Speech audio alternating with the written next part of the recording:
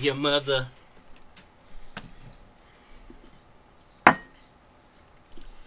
Do do do do do do do.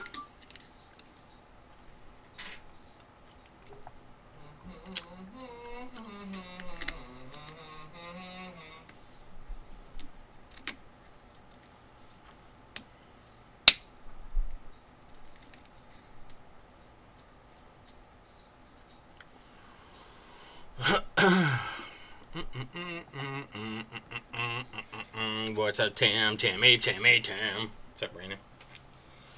Timothy. I've been thinking about demonetizing a stream so we can just play music the entire time. That way they can suck it. Suck it, YouTube. Suck it. Might as well. I only make like 20 cents a stream. What's up, Lisa? Do you still get can you still get pledges or whatever? Yeah. Well, then do it. What's going on? What's going on? What's going on? Alright, so it's been a while since we streamed, and it's because we've been extremely busy. But we're a little caught up. We got 2 things to fix after this. Well, 2 boxes, not 2 things. I do have a question for the techs in the room that have worked on stuff. We have seen a string of 4013 on iPhone 6s and 7s, and they all exhibit the same symptoms, and I can't figure out what's causing it. So what happens is you can put the phone in restore mode, and that will work fine. It will sit there in restore mode without a problem. It'll connect to the computer without a problem. But as soon as you go to restore it, it will get to the NAND section where it's supposed to start doing the update, and it immediately resets and goes back to the recovery screen.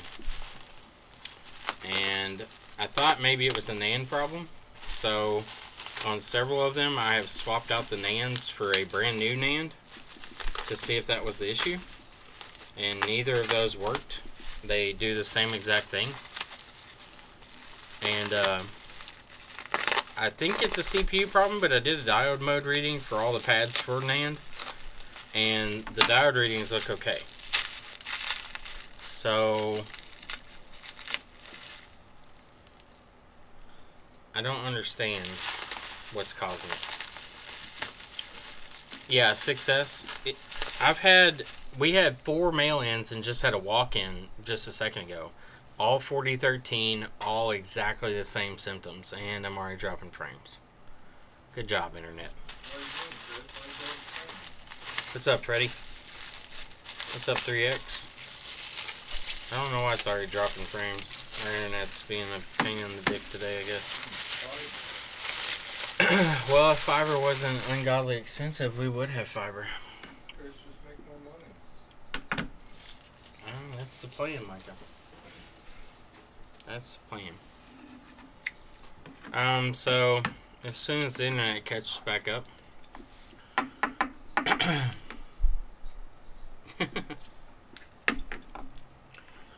first I'm going to do a touch IC real quick, and then we're going to do a 7 that's getting searching no service.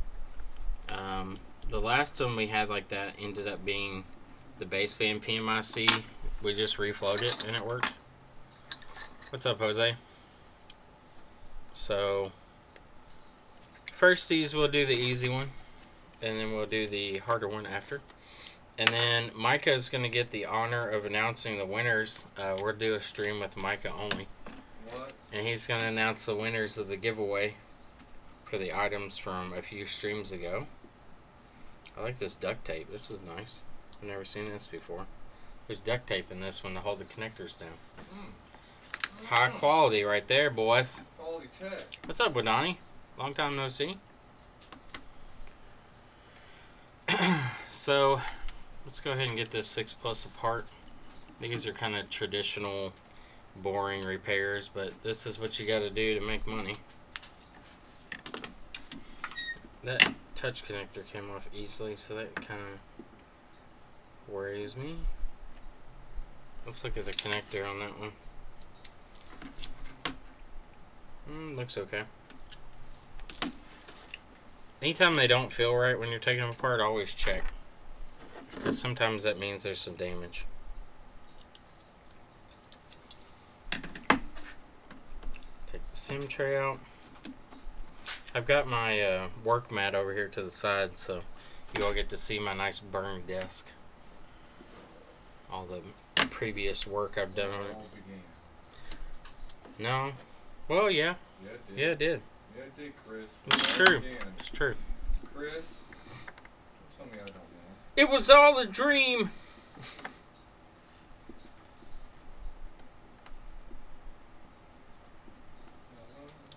Reading Word Up magazine, Micah.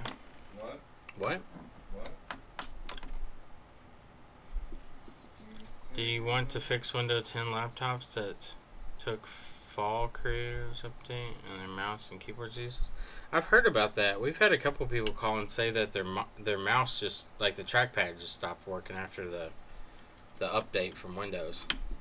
I had somebody else say that. My laptop at home, after the update, the graphics card stopped working, and I had to go in and undo everything it had done so I could get it working again. Because I run an external graphics card on my laptop at home to game with, and the external card requires that the internal graphics be disabled because it has a NVIDIA Quadro internal graphics. And it undid that and uninstalled the driver, installed a different one that was incorrect. It was just a pain in the dick. Wow, there's random screws in this that don't go where they are. Yeah, same thing. We had a person call and say they had a mouse that stopped working, or the trackpad, and they plugged in a USB mouse and it wouldn't work either. It's really dumb.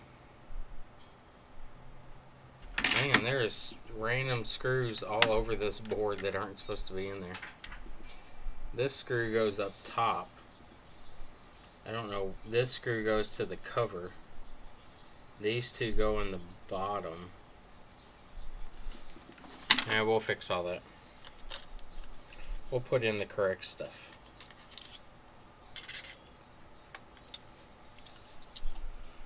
Oh, this one's the Especial.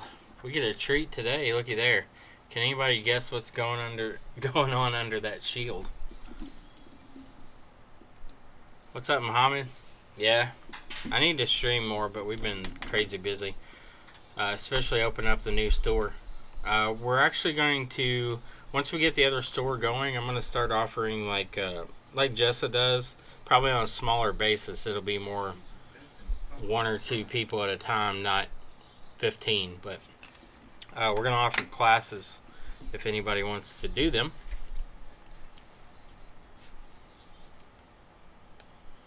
Why Apple made more than one version of the iPhone 7? I don't know.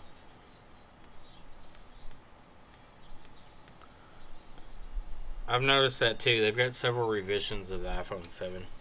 And they have totally different chip configurations, and some of them don't even have the same chips on them.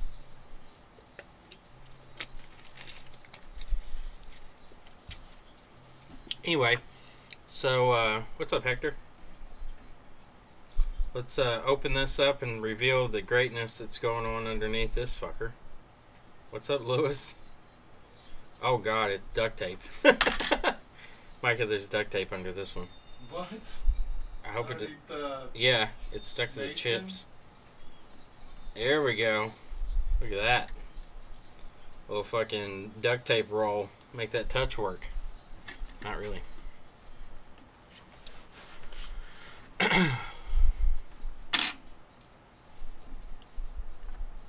I mean, I don't know. You can see the imprint of all the different chips on it. I've seen some stuff rolled up in here. I've never seen duct tape. Kitty's getting an x-ray. Yeah, I heard your, is it Mr. Clinton that's got some problems? We just had problems with 3 of our cats that all had UTI issues. One of them, the end of his penis actually healed closed and he couldn't pee. Shrimply, you changed your name or did YouTube change it for you?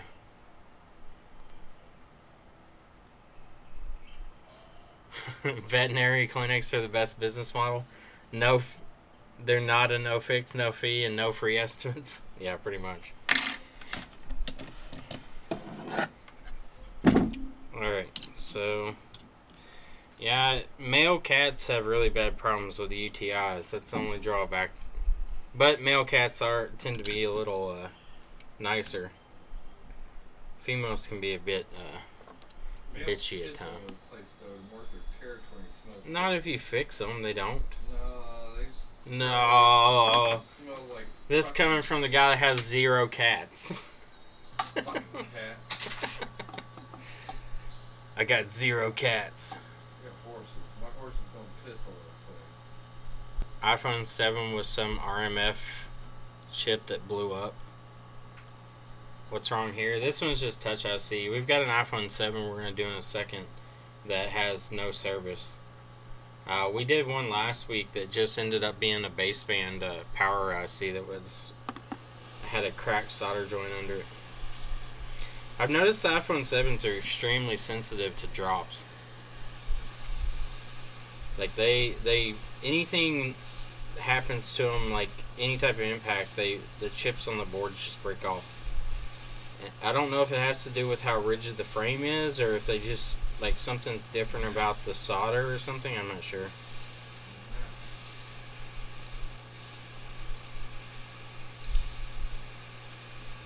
So let's take the old Touch IC off. Alright, it's about ready.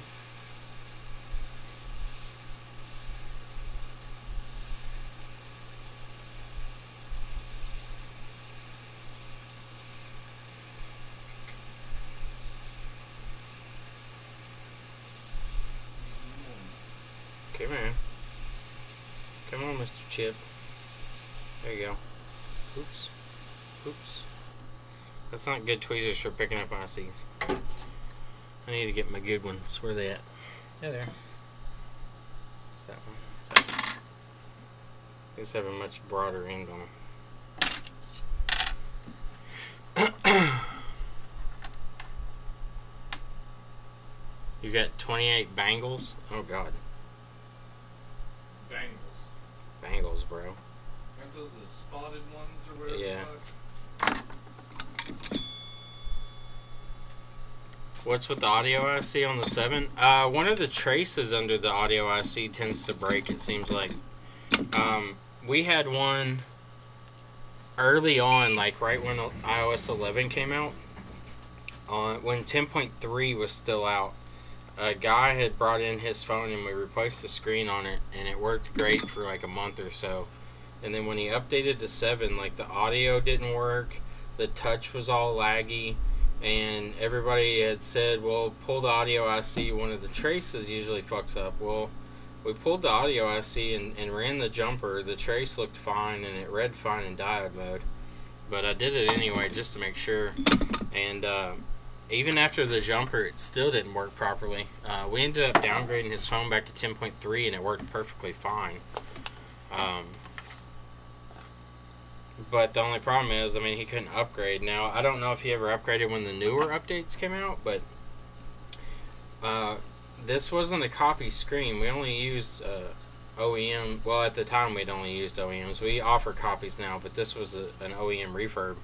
So it wasn't an issue with like the quality of the screen. That we tried several of our refurbished screens on it, and they all had the same effect. Thought that cane was gonna fall, rattling around up there. Everybody's C12, C12. As far as the audio IC goes, what happens is it's an I2C line, I believe, or it may not be an I2C line, but it's a data line to the CPU. The trace on it breaks, which causes interference on the line. And the only thing I can think is that interference on the line is fucking with the CPU, and it's slowing down, causing maybe errors, or maybe causing just the CPU to have to stop and then process something again. But it causes the audio to stop working properly, voice memos doesn't work properly, and the touch is extremely lagged. But that hasn't seemed to be a constant across all of them, at least not in my experience. It seems like it's kind of sporadic. But I have definitely seen a lot more issues with BGA solder fracturing on the iPhone 7s than I have on anything else. I kind of noticed that really early on too.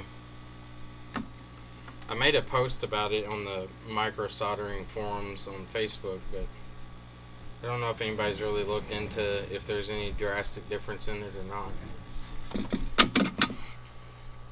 The one thing I'm trying to figure out is all these error 4013s that I've been seeing lately for iPhone 6s and 7s. Because they all have the same symptoms, but I can't find what's causing the issue.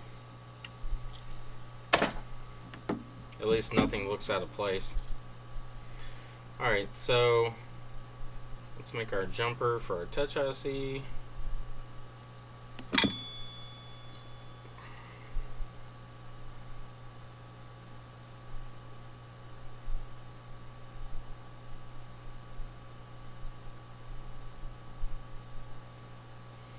Okay, it's attached there.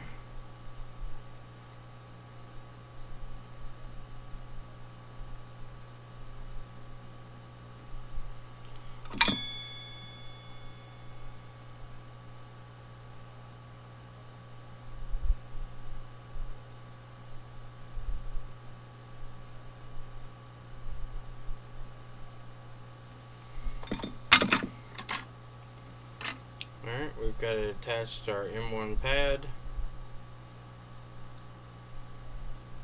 And I've said this a lot of times, but if you're doing this type of work and you're not running this jumper, you're really wasting your time. It really is needed for this repair. Ever since we've started doing the jumper, which was early in the year, actually beginning or the end of last year and early on this year, we really started doing a lot of them. We did a few testers in the late end of last year, and those testers never came back. So since then, we've been running jumper on all of them and have not seen a return. Alright. Everyone's using what?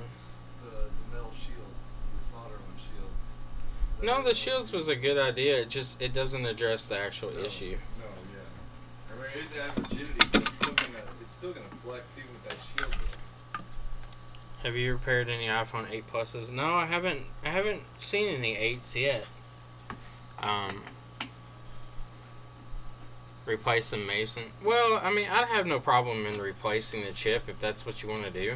There's no drawback to doing that, but you have to run the jumper. Like, if you're going to do it, you have to have that as the repair with it. Replacing the chip is not a solution. It will not fix it. I mean, it'll temporarily fix it, but it'll come back.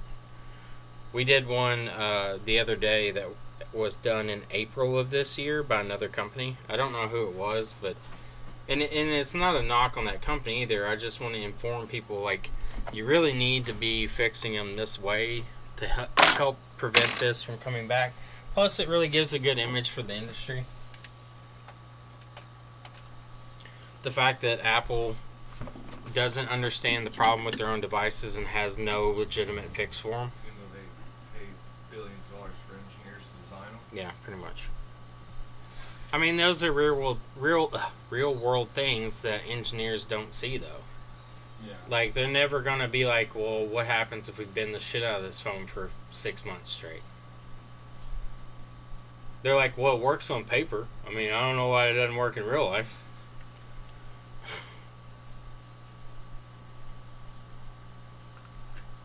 Do they not do, like, they had to know that. testing? Well, they had to know the six was was freaking flexible. fragile and Yeah. soft like Play-Doh. I mean, they had to know that it was had to have flexible. known that, yeah. I mean, I think the shells on the 5s are stronger than the They are. 6s. They're far stronger because the sides of them stick up so much. Yeah. Alright, so let's do our IC now. Yeah, the UV light is amazing. Like, the time it takes to cure is minimal. Lewis, if you're still here, yeah. If you're still here, Lewis, I have to show you what your website did to me. I don't know if it's in here anymore or not. Where the hell did it go? Gotta find my flux tube. This is what your website made me do. I had to go out and buy this from Micro Soldering Supply, Lewis. Speaking of, Lewis, you might check out the test leads that Jason's selling now. They're really good. What's up, Joshua? The only drawback to the test leads, I don't think they give out the battery SWI data, so the phones do reboot pretty often. The black cables actually send out that data as like a false battery reading. So that's the only thing that I really haven't liked so far. But the design of these cables is amazing. Like the stress relief on the end is much needed. Because the cables tear up on me all the time. I've ordered several sets. I mean, they're a must-have for this kind of stuff, but the design's just not very good. Lisa Bobisa. I'm sure Lisa gets tired of seeing my status updates about college basketball and football. Although I've seen Lisa put up a few about NHL.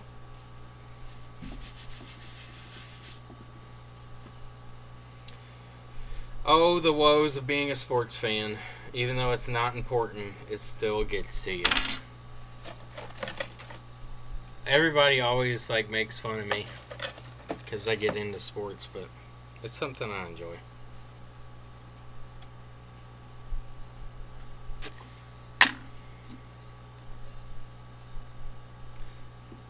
I've been around sports, like, as far as just attending games and stuff since I was a baby. So it's something that's kind of ingrained into me. NHL, someone with good taste.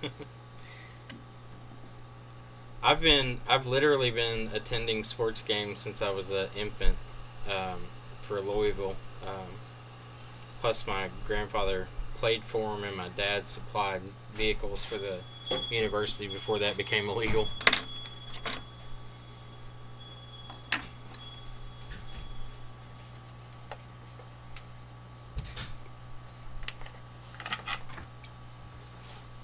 Mika.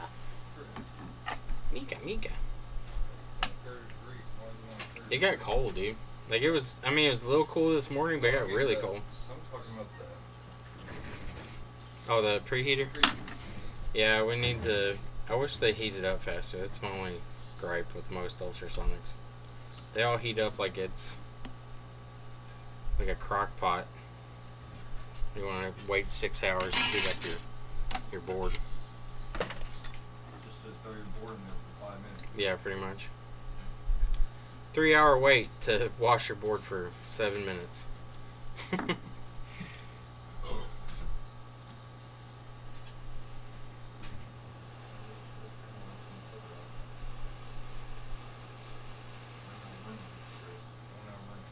Run out of room. Mike is a man on the run. Alright, so let's put this chippy back on.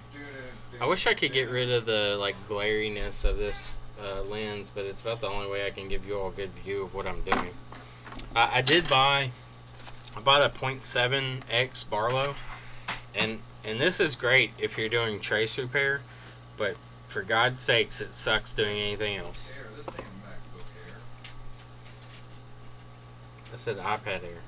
No, it says MacBook Air. Did I put it in there? Roofing cannot get into utilities. Sweet tea was spilled. No, that's wrong paperwork for that one. That goes over here with this one. No. Give me the paperwork. goes with this one. It fell out. There's no paperwork on this one? It says on the back. Door bubble repair. There should be paperwork. Not in here. There's a battery in there. This battery doesn't go in this iPad. No. Not at all. Let me see. I don't think I put these in the wrong box. What's the name? No, this is the right box. Maybe I pulled the paperwork out of it.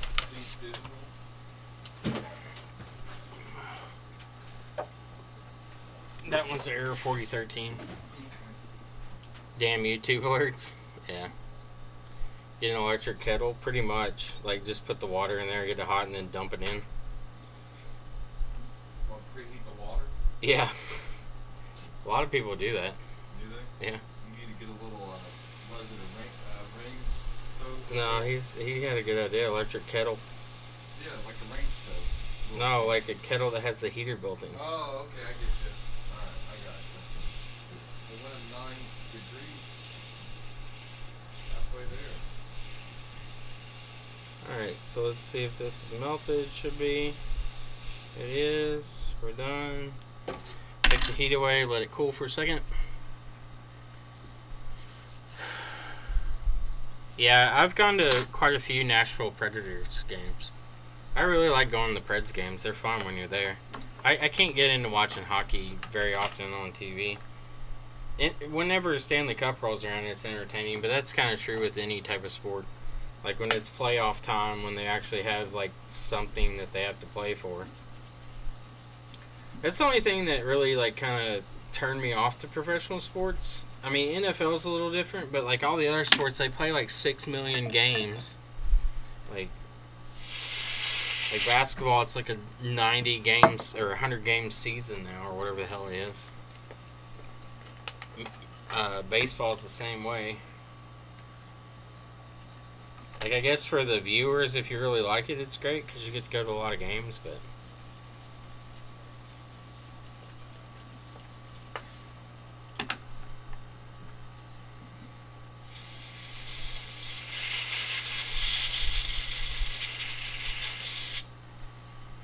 alright, so cleaned up our flux. Now we'll test this out with our screen.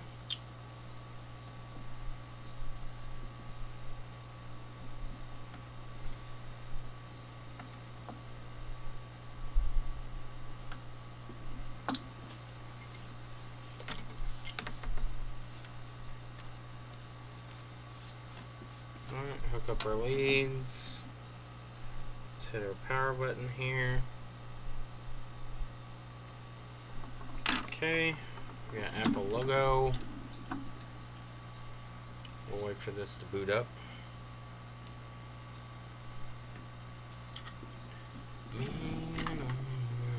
Nope, I hit the power. Oh, never mind, it's iOS 11. Thought I hit the power, knocked it off.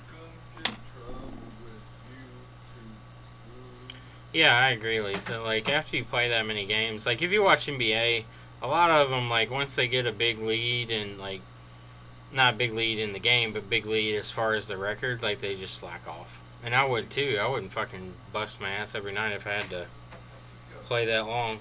Alright, so touch is working. I don't know how long it'll work because these battery cables send the wrong battery info. But we'll do a quick few tests. Alright, touch works, doesn't mess up. We've got consistent touch all the way across from side to side. Go into settings here. Alright, it's going to shut off for me in a second because the battery just jumped way up. Because it was saying it was 1%, now it says it's almost 100%. So touch works all the way across. We're good to go. All shops here outsource board work. Where do you work? Do they need somebody? I'll be happy to help. we're opening up a second store 30 minutes south of here, and kind of a funny story. There's a business there's a business literally like 2 doors down from us that does computer repairs, and they do phone stuff on the side, and they don't do a whole lot of business as it is, and we didn't move in with the intentions of like trying to push them out. I mean, maybe it would happen, but that wasn't the intentions. But the other day, I was down there, and the not the owner, but the guy that works at the store called me on behalf of the owner of the store. He was like, "Yeah, just wanted to see if we could talk sometime." I was like, "Okay, that's fine." So I went down there over the weekend and was talking to him. He came over to the store. He was like, "Yeah," he was like, "I really wish you would come talk to us before you open the store." And I was thinking he was going to go off about how like we were stepping in his territory or something, but he was like, "Yeah, we would have sold you our business." And I was like, "Okay." I was like, "Well, I'm not really looking to buy anything now since we've already opened the store." He's like, "Yeah." He's like, we've been here for a long time or whatever, and he's like, he was saying something about like they have 2 stores and they're both self-sustaining and stuff like that, and he was, I don't know if he was trying to act like there was no business there, or if what he was trying to do, but he was like talking about the population in that city is only about 8,700, but they're going to be growing soon because they've got factories and stuff coming in, and they're fairly close to the state line, so they get a lot of people that come across the state line. What does the Mesa Boost do? What do you mean, the 5v7? Like Sage line, or are you talking about like the internal coil for Mason? But anyway, he kept acting like they were doing fine and that I should buy their business because it's self-sustaining and stuff, and I thought it was kind of odd. Like, why would you say your business is doing fine but then say you want to sell it? Like, it just kind of was odd. And then, like, I mean, the guy seemed nice. I offered him if he wanted a job. I was like, if you all close, I was like, what are you going to do? I was like, don't you live here? And he was like, yeah. And I was like, well, I mean, we probably hire somebody. I was like, it'd probably be within this, sometime early this year, if things pick up here pretty well. And he was like, I'll probably drive to the other store, which is like 45 minutes away or something like that. Which was kind of odd. But he was going on, he's like, so I saw what you all do, and like he knew everything that we did. Like, he had to have researched the company to find out what all we worked on. And he said, we don't do that kind of stuff. We don't do the low level stuff like you do. And I was like, yeah, we do quite a bit of it. Mostly, we do a lot of local stuff, but we also do a lot of mail-in. What's up, Wayne?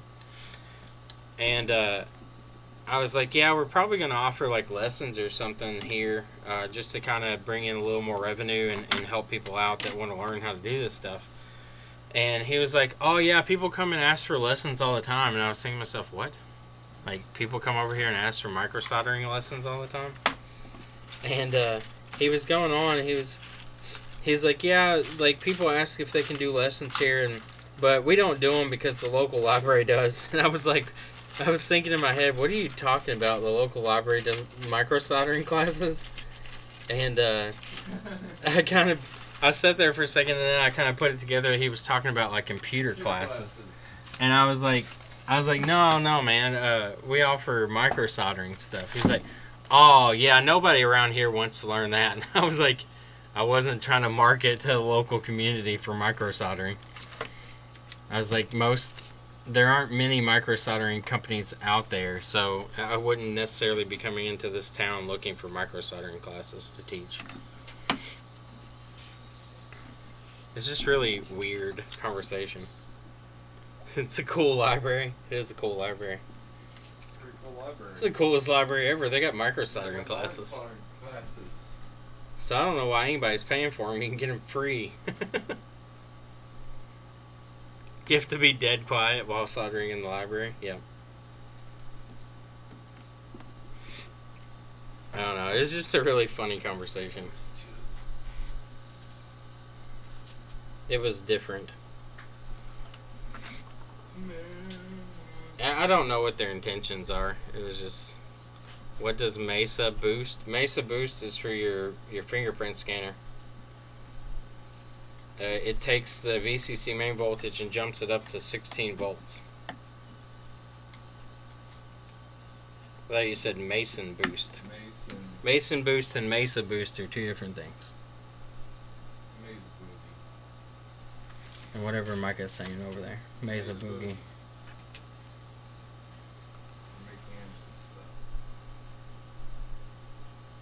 Did you say I know why your business is dying? No, I wasn't mean.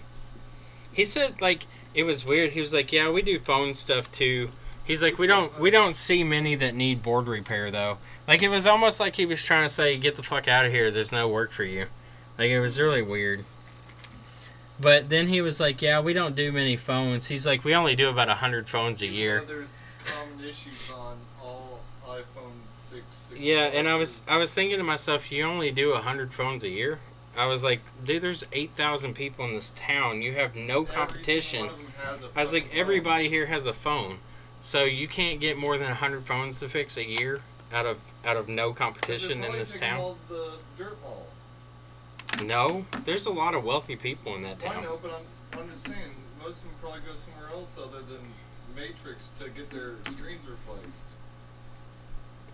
AMTECH doesn't smell that bad. Micah was burning some What's it?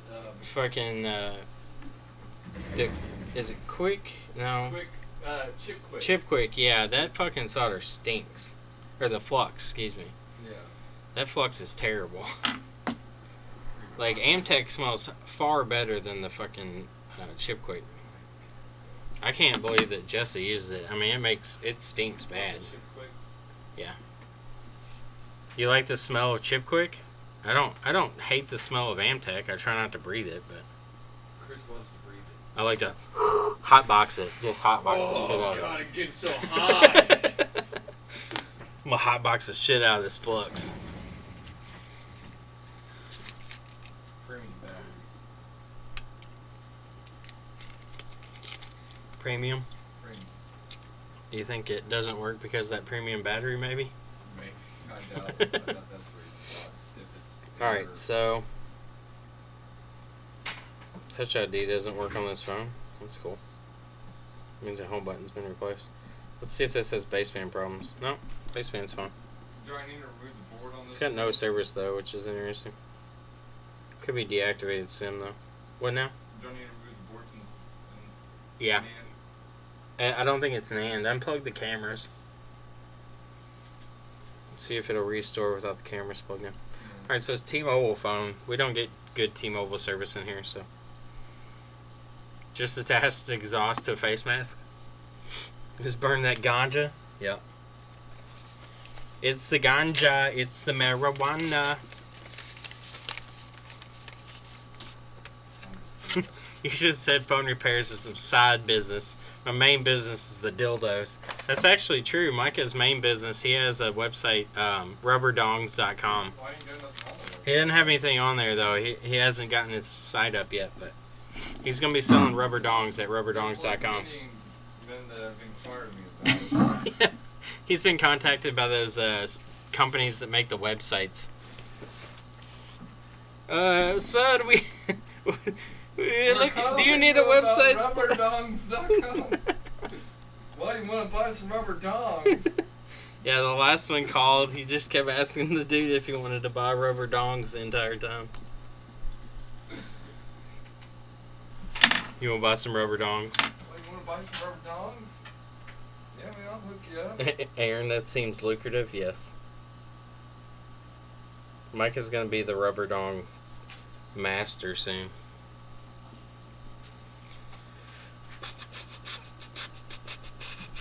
What's everybody think about the new tax bill? Is everybody gonna write off their private jets this year? I am. I'm writing off my private jet. Can we all just say we have private jets? The new fidget spinners, rubber dongs. I can see that. Screw the kids. Now mom has the new It's toy. the Jackhammer Jesus. Yep. Has a 2-stroke motor on it. Ding ding ding ding ding ding ding ding ding ding ding ding ding ring ding ding ding ding.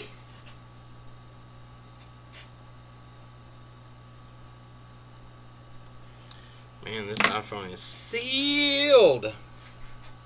Sealed tight. What is all this mess here? What is all this? Real tight. What is all this mess here? What you gonna do with all that mess? All that mess inside your jeans? Alright. This screen's all busted to hell in this thing too. It's like missing chunks out of it. It still works though. 50cc motherfucker. They ripped, What's less than 0? Exactly. Rebate. all the standoffs on this. Oh, did they? Yeah. Is there any board damage? I don't. It doesn't look like it. Like I seen like all this copper like shit. When I was looking at it, I was wondering what the fuck it is, but I don't think there is. What you gonna do with all that flux inside your tube? What the hell's all this here? It looks like moisture flux or something like they've been doing something. Well, look at it, Micah. I'm lifting this. So much liquid damage? No, not in this one. There isn't that iPad back there though. Yeah. It was full of water.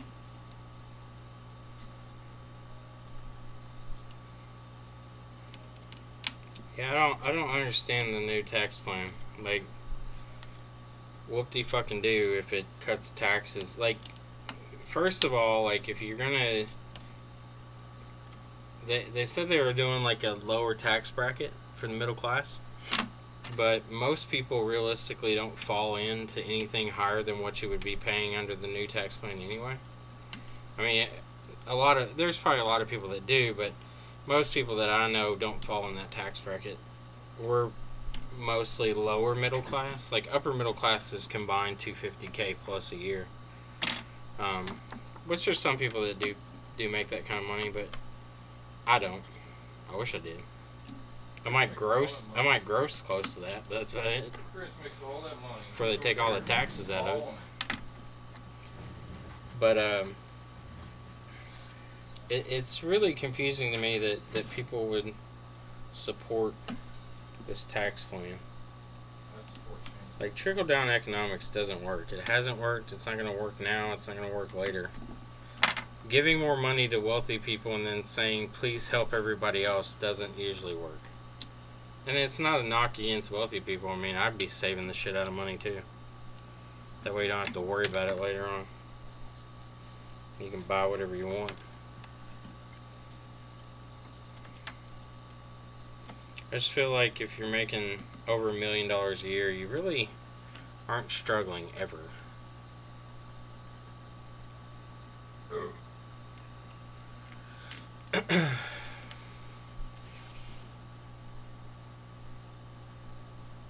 Been doing it in the UK for 30 years, ain't seen shit. Yeah, it just doesn't make any sense. It's not logical. Will the real please bro please stand up? Can I write off Micah as a charity case? No, we get to write off Micah's wages though, as an expense. Charity.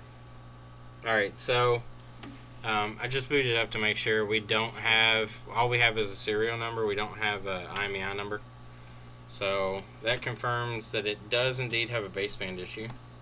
Now we need to see if that baseband issue is a power problem, which is the easier of the two issues. If it's a baseband issue itself, it's going to be a nightmare because it's an underfilled chip.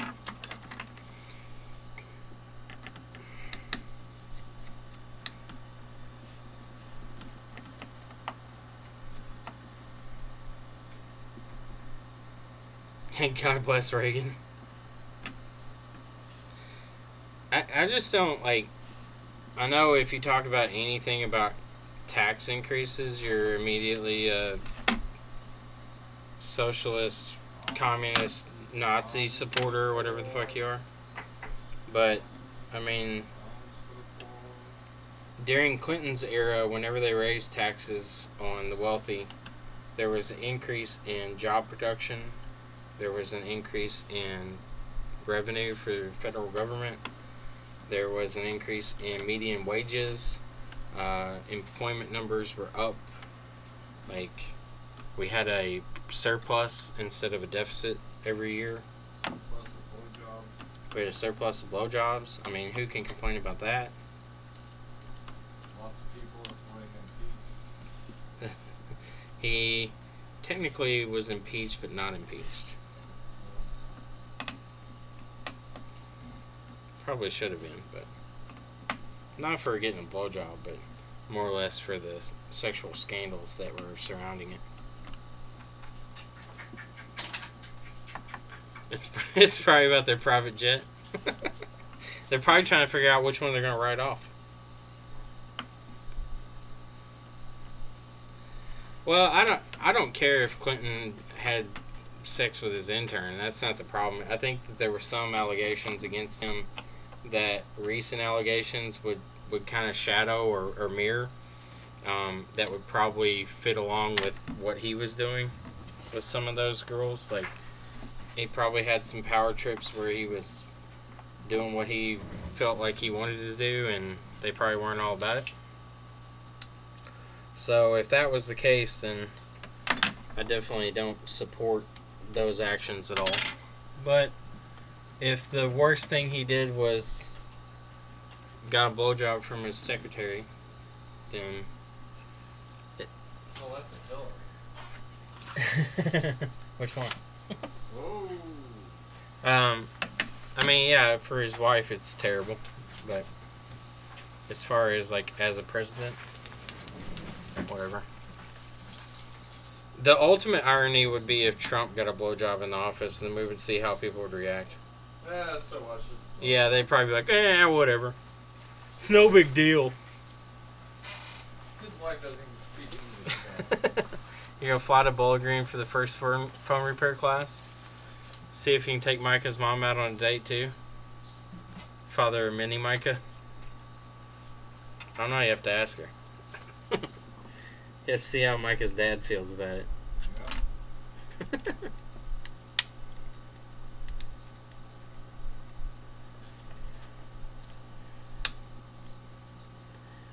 Come on, Mr. Antenna. Come out of there. Thank you. Alright, so the iPhone 7s, whenever you're taking them apart, spot you need to kind of pay attention to. The SIM ejects area, it's got a little piece that sticks out when you hit the eject that actually pushes the card out. So unlike on the older phones, it doesn't have that. So you need to make sure you push that back in before you try to lift the board out. Little tip for the viewers out there. You know, it'd help if I unplugged all the cables here too. I missed the tiny one up top. Alright, so we got everybody out here.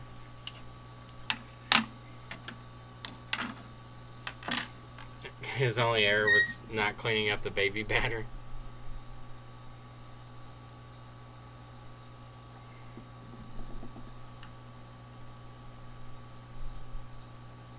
High character people don't become president? Maybe so.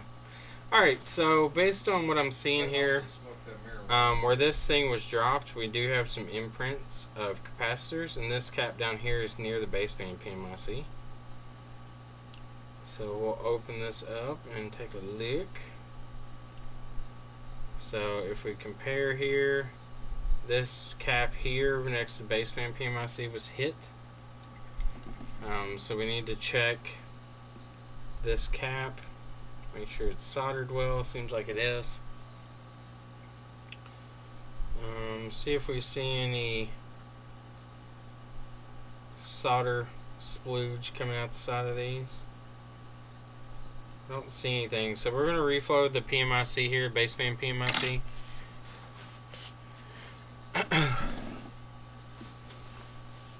Bet she did not inhale. Those are actually shitty too. Where's my... Okay, there's my good toothers. That's a thing. That's why I told Hillary whenever she tries to smoke pot. What's that? Pulls a Bill Clinton. She doesn't inhale. She doesn't inhale? She just holds it in her mouth for a little bit and then blows it out. I'm like, Oh, God. Goddamn Bill Clinton. What does she say? She She gets mad? I'm not! Nah.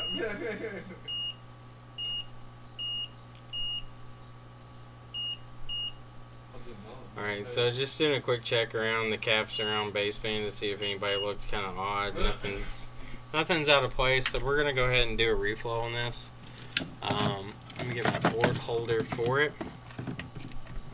Can I measure the baseband power auto check? I can. It would require that I turn it on while it's out. And hooking up the screen and doing all that. May not be worth it yet. I'm going to try to reflow because the last time we had one, there was a solder joint underneath baseband power IC that was broken. The reflow got that joint fixed and it was working again. I know that's considered not correct, but flux goes a long way in these situations. So, and usually these aren't. I don't think these are separated from like the pad. Usually, I think this is a fracture situation.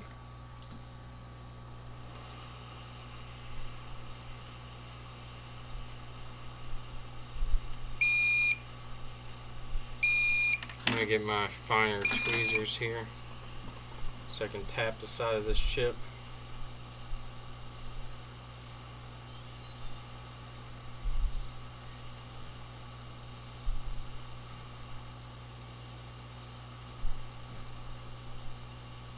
Yeah, we're gonna do just a reflow on it. No need to pull this and reball it if it works. Reflowing gets a bad rap because of the flip chip stuff, but honestly, it's a viable solution. I mean, as long as the pad's not corroded, you should be fine. The flux will cut through any type of oxidation.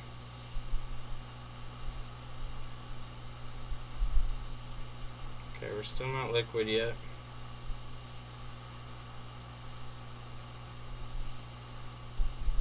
With these coins being close by, it's going to take quite a bit of heat to get this up to temp.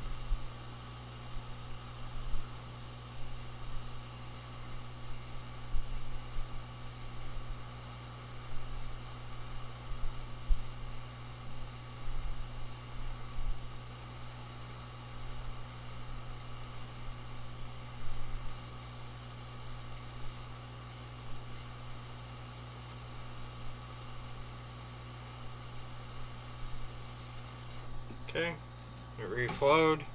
I was able to tap the chip and it bounced back into place. So we'll let that cool off. What heat to reflow? It really depends on your system.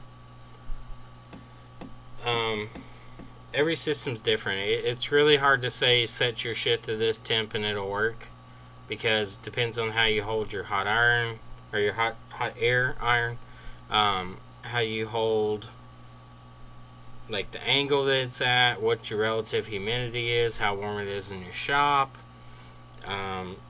if the board's colder or hotter, like whenever you start.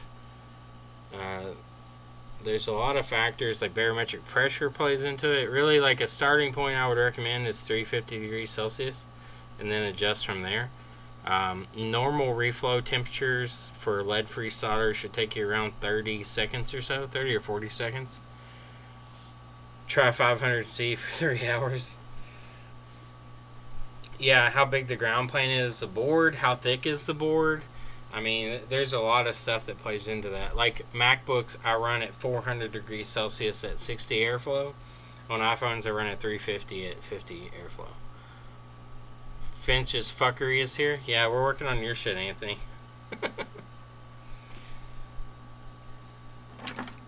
We're going to see if this reflow got your baseband to come back on. If not, we'll pull this one and see if we have a chip that matches it. Last time we didn't have one that matched, so I had to reball the one I had, and luckily that fixed it.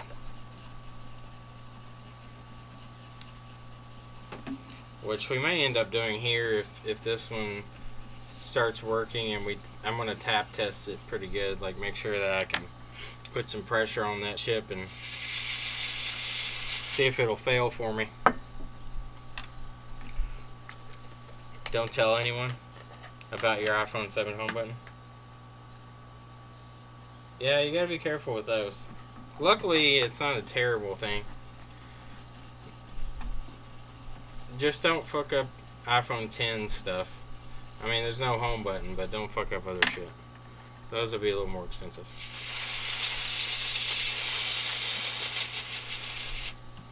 Alright, so we got our flux cleaned up. Let's pop it back in the frame and see what she does when she boots up. I sent you something with baseband. Yeah, this is it. iPhone 7. Pretty sure it was you that sent it. It says Anthony Finch or Melvin on the outside. I have to look.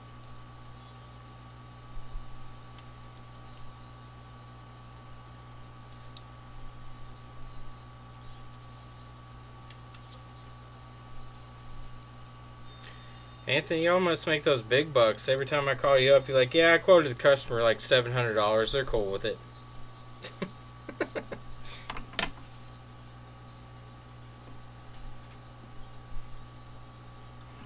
About to boot. Yeah, hopefully we got a good response out of this. We'll see here in a second. Aussie 50-cent coins better for pulling heat away. I don't know. Are you saying that the Canadian loonie is not good enough at heat dissipation, or the U.S. American golden dollar? The golden dollar.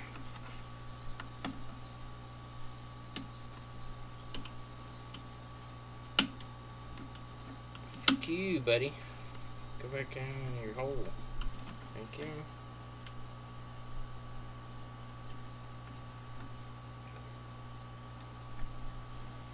I will say, Anthony, whoever put that front camera on that iPhone 7 with the home button issues kind of mangled it. I had to kind of bend the pins back with my tweezers.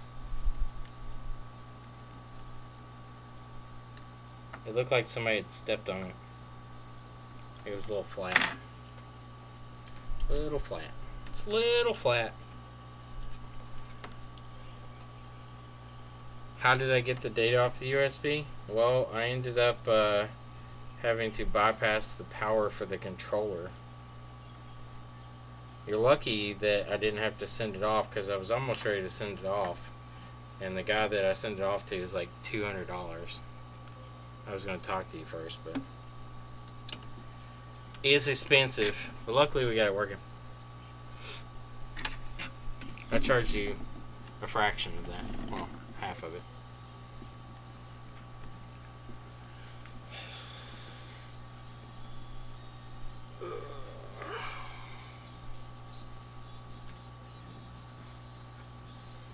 Yeah, that can happen. They did step on it.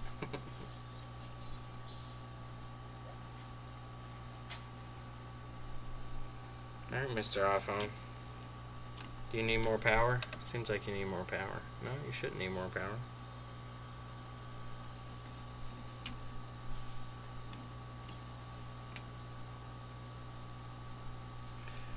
Sometimes I wonder if it likes these cables or not.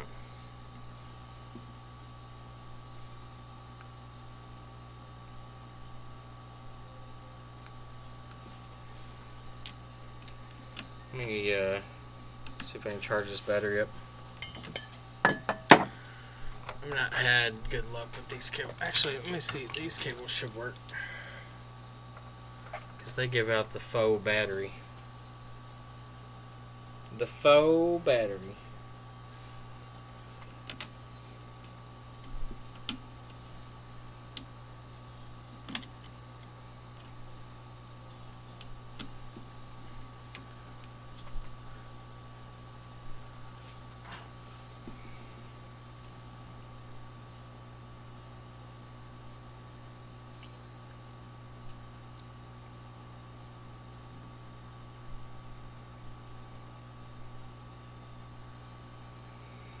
I didn't like something about this.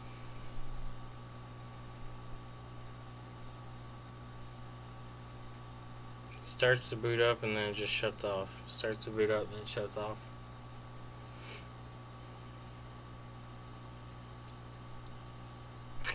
It's weird.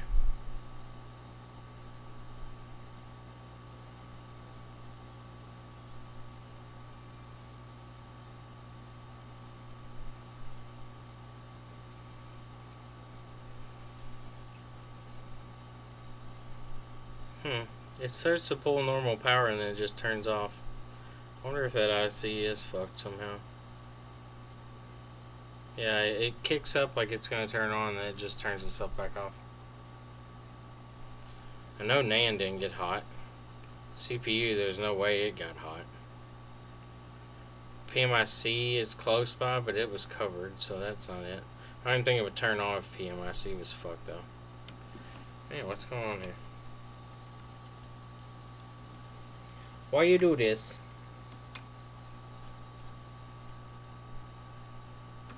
6+ Touch IC already fixed? Yeah. Touch IC's done. That was done first.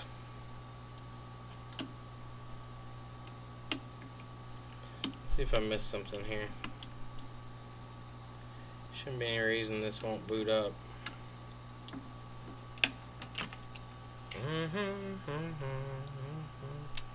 Pull baseband, check underneath it. The only problem on these is baseband's underfilled, so I'm gonna pull the baseband PMIC off and see if it'll boot. Because if it will, then we probably have an issue with the actual PMIC.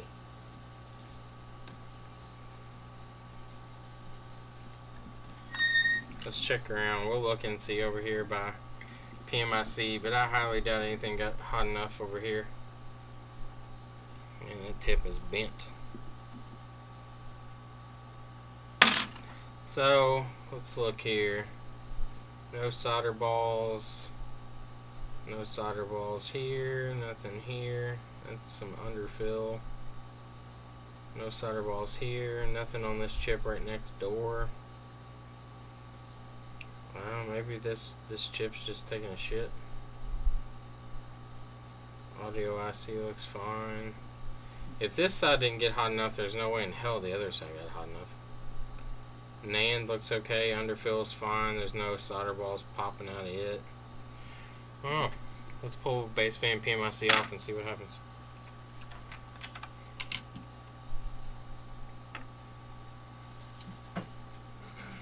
Threesome in the making.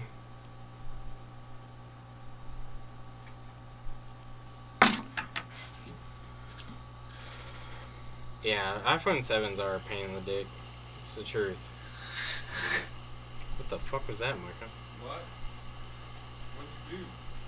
Yeah, it could have a bad trace, it's true.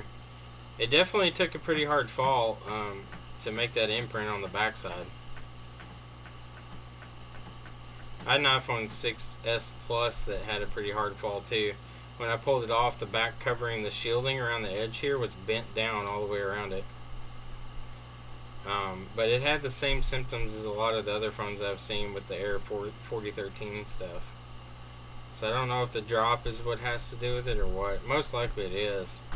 Most likely all these are like some type of base or some type of CPU problem where CPU's actually cracked or something underneath the chip.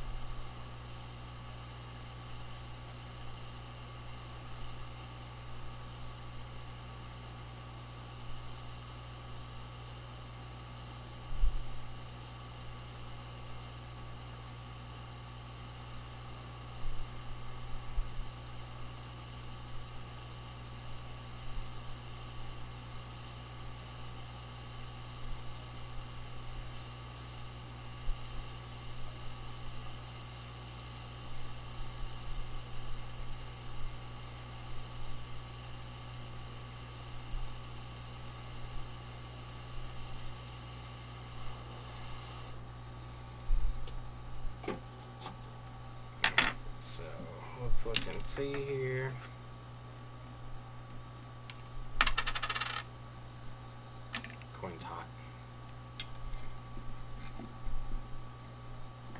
see any lifted balls there. We got an opening there, but that's supposed to be there.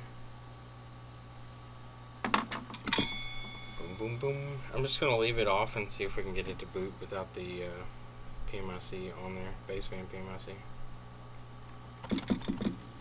Can you apply? What are you applying to?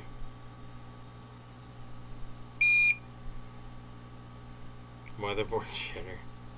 I actually said if it was going to be up there to learn, he would give me 4 days off to come out.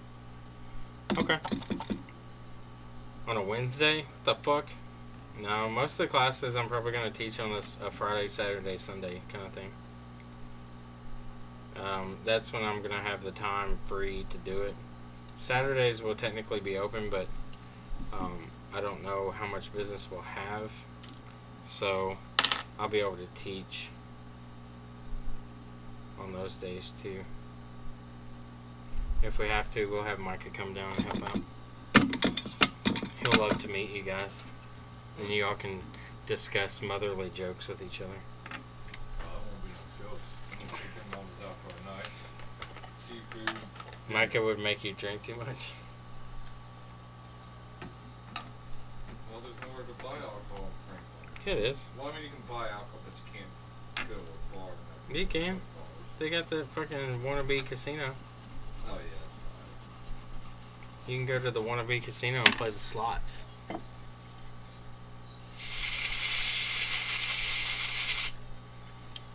Play the sluts. The sluts. Alright, so we don't want to lose our chip. We're going to put it in a little holder here. We're going to take our board out, and we're going to try to boot this thing back up again. See what it does. Any vacant? Like vacant as in spaces for classes? We haven't officially released anything.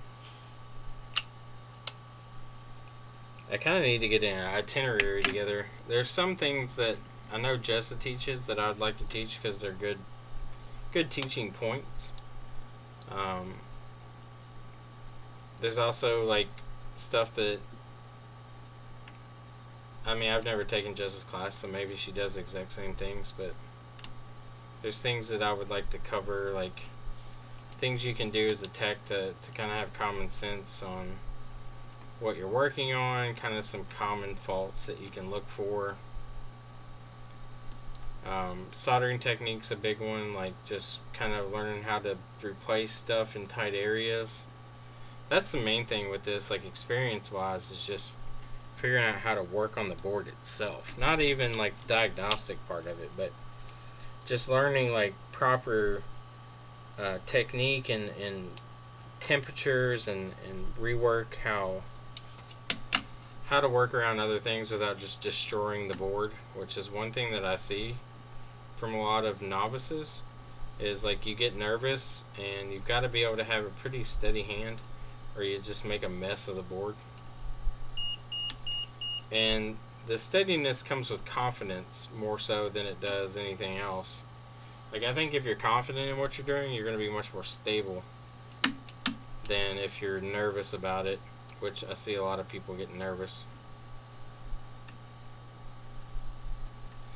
I'm peeling off these stickers because they're all heat soaked now and coming off easy, and I don't like dealing with them when they get even worse than that and you can't peel them off anymore. You have Parkinson's? Will that be bad for the job? No, as long as you get a table that will even out and track your hands. I just smoked a whole bunch of pot. This one day at phone camp, I stuck a Fluke 15B up my pussy. This one day at board camp, I stuck a Fluke.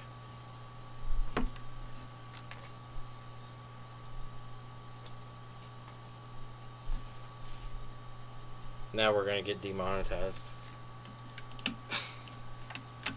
What's up, Mark? Alright, so let's see what it does now. See if it boot loops again.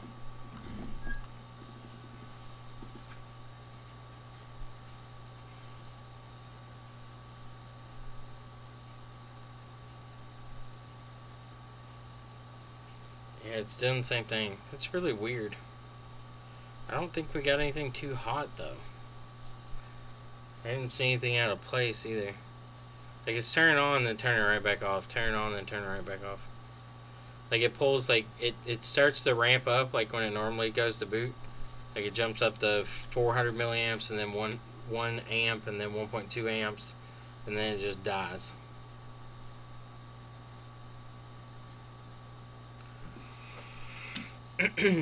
Why you do this?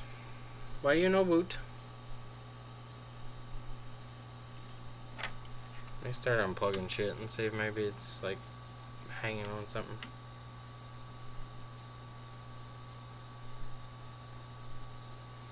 What's wrong? I don't know. Originally the baseband wasn't working. It wasn't giving us an IMEI number.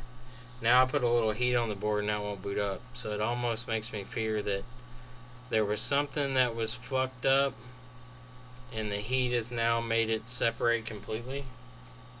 Because there's no bleed or anything. There's no like solder poofing out anywhere, so it's not, it can't be overheating.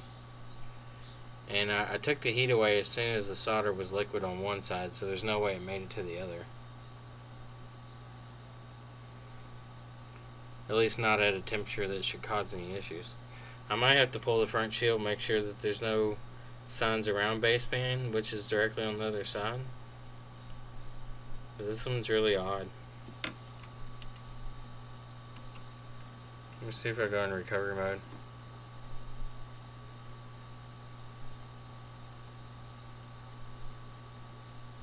Actually, I have to plug in the fucking flex first. Boop, boop, boop, boop, boop, boop, boop. If I touch the home button, do I feel vibration? No.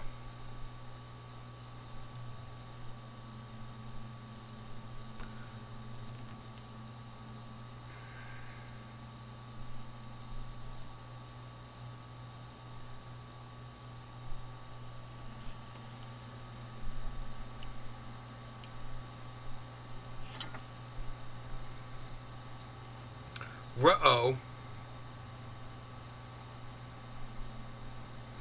Yeah, I mean, for it to make an imprint on that back sticker, it had to be bent pretty good. It just doesn't make sense, though. It's really odd.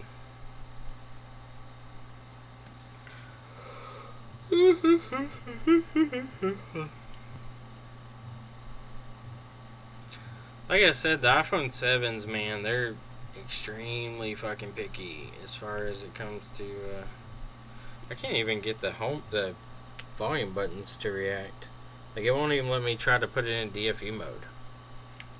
Let me try charging the battery itself. Maybe I've got some weird shit going on here. See ya, Shrimply. I believe it's Shrimply.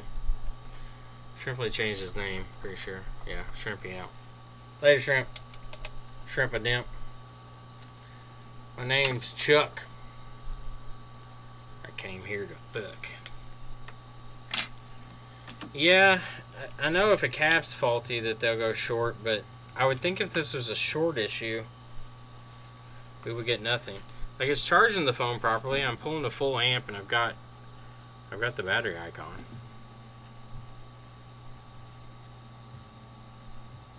Check 90 USB. What's 90 USB?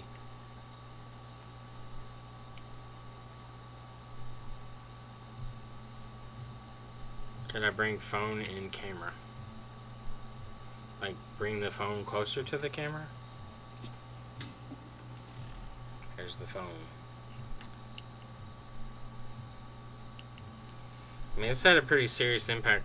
It has a hole in it. It's missing pieces of the glass. The board, well, the frame's a little flexed right here on the center point next to the SIM tray.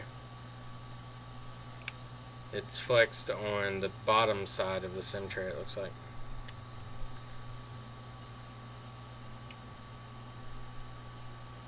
The bottom's got a dent in it right by the Apple logo. This is your phone. This is your phone with cracks. USB data line. I mean, USB Seems to be working. It's charging properly at least. I'm gonna let it charge up and see if it'll boot on battery.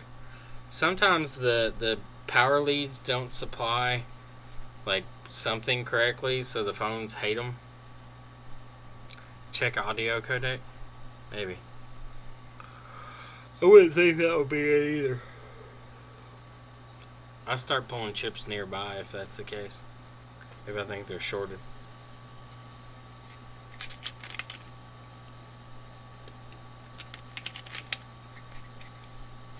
I gotta do something.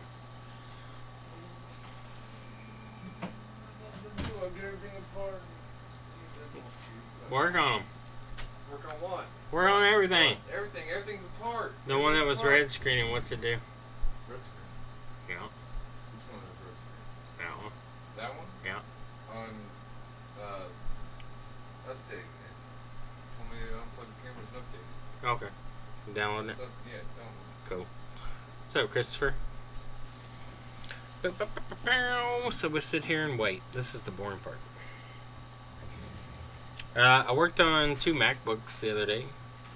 One of them was... Oh, I also had an iPhone 6 Plus that had baseband problems. I worked on it for 3 days and finally got it. I replaced literally every chip on baseband. Check the shelf for a replacement phone. Pretty much. If that's the case, I mean, I tell people to just turn this shit on the insurance. We had a guy with an iPhone 7 come in earlier with error 4013. I was like, man, you got insurance? He's like, yeah. I was like, take it in there. That's your best bet. And if they have insurance on this one, it might be their best bet too. If we can't get this thing to boot back up.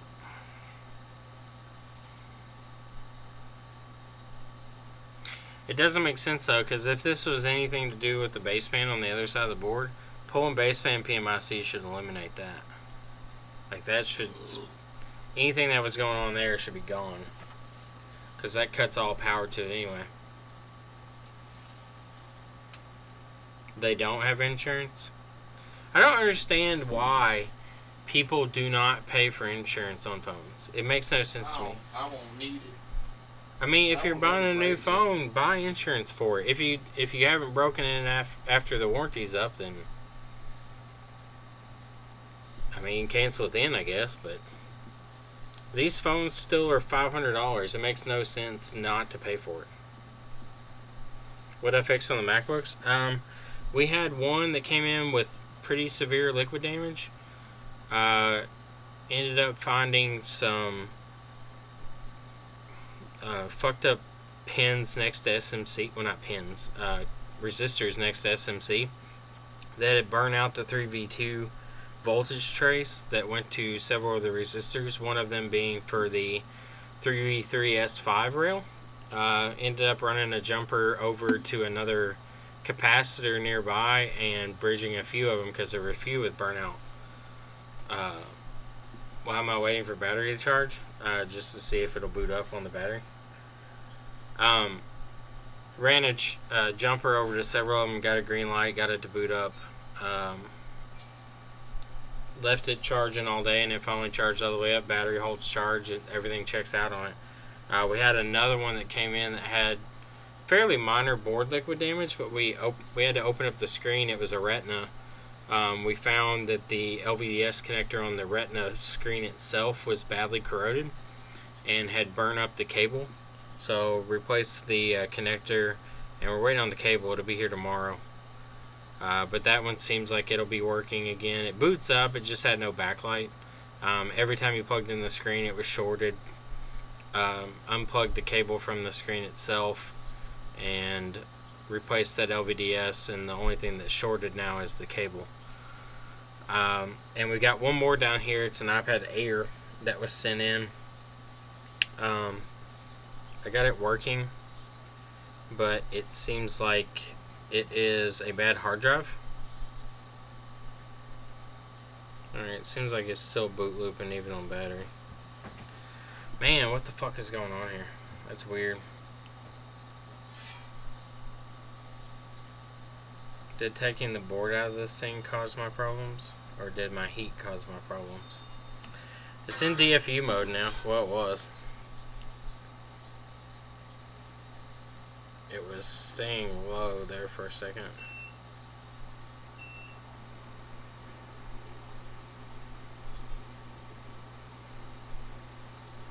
Okay, it's in DFU mode now. So let's see. I'm going to try to do a software update on it and see what it does. We'll do an update so it doesn't delete anything. See if maybe we've got some type of hiccup in the software causing it to loop like this. Alright, let's see what happens. I suspect it's not gonna allow me to do anything, but we'll see. Just did your first, what's up Edge? Just did your first 5S long screw damage, checking out after 3 of the 5 traces needed and masked them down before I did the last 2. But now I had the confidence. Well, that's awesome. I'm glad that you were able to do it. What the fuck is this thing doing? Oh, it's extracting firmware. Yeah, that's awesome. Long screw damage is pretty difficult regardless of what you're doing. Anthony, I don't know if you saw this one, but here's the back cover for that one. You can see this is for the 7. You can see the outline of the capacitors and different components where it mashed it up against the sticker. Like, there's a cap, there's a cap, there's a cap. Alright, it's in recovery mode.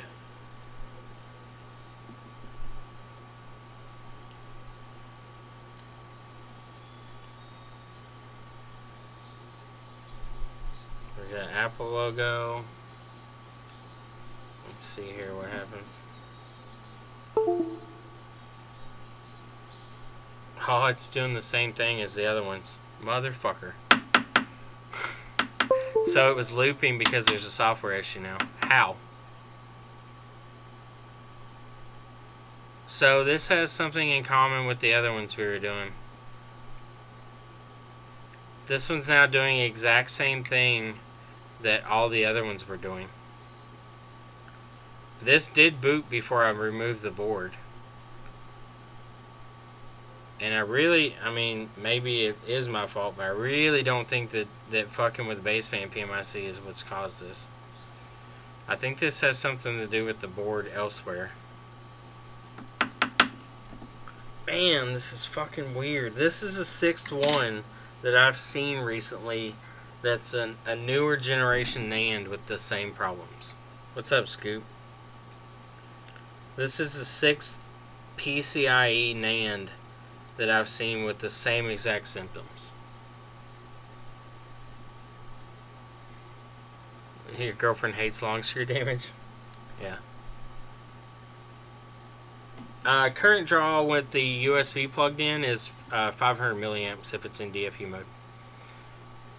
No, Anthony, it's not NAND related though, because all the ones that I've had come in, I've replaced the NAND on them. Like I have a brand new NAND that I swap in and out on these boards. And NAND has not solved any of the error 413 or 4013s that I've seen, and they all have the same exact symptoms. It goes in recovery, it goes to restore, and as soon as it goes to right to the NAND, it stops. So yeah, Richard, that's what we're gonna do. I'm gonna go ahead and pull it. That explains why it was looping. So it's a software issue somehow. Well, a hardware issue that's causing software problems. So it's got to be related to that somehow. It's got to be baseband or something that's causing this. The only thing I can think. Maybe all these phones that are 4013 are all baseband. I don't think it's iOS 11. Maybe it is. I mean, I don't know. I've just seen a lot of these recently. Like, if we look around here, like, if you all see anything that looks weird, let me know. But I don't see any solder balls. There's no solder balls around PMIC. Baseband PMIC, when we pulled it off, looked fine. There's no lifted traces here. Audio IC, I could pull, I guess, and see if that trace is damaged under it. That could be restored. One on there, 4013. 4013. Now, let me check this one. This one's got what looks to be a little excess solder, but I don't think it's anything out of place.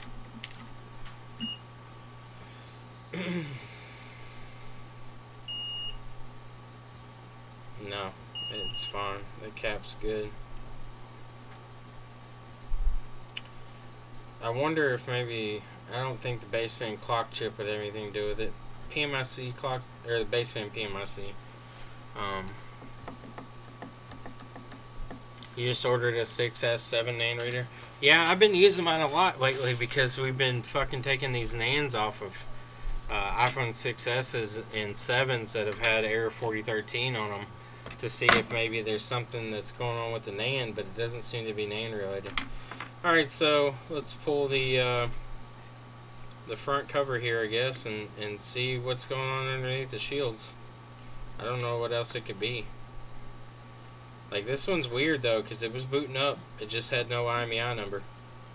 So maybe baseband is the cause of error 4013 on the 7s and 6S's. I think I've heard that before. Somebody has said that before. On the 7 series, you need to clean out this underfill. After your 6S had error 4013 with no that's true, Scoop. I forgot about that. Yeah, you did that restore on that one and it had no IMEI number after. Maybe it all is baseband. This one had no IMEI also, and I reflowed the baseband PMIC to maybe see if it had a fracture under it, and after putting it back in, it was looping. And I put it in DFU mode and tried to do a update restore out of 3U tools, and it now gives me error 4013, and that's why it was looping. I really want to figure out what these are, though, because this is extremely common for what I've seen so far. And if it is baseband, I mean, it's gonna suck for the fucking 7 series because it's underfilled.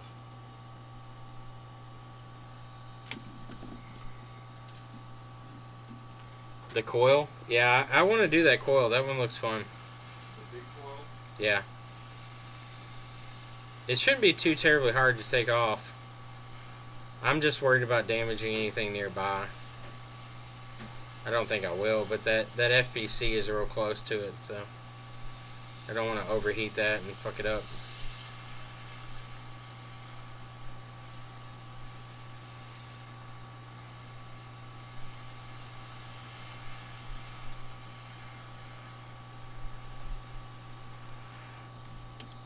Okay, CPU shield is up. Let it cool for a second.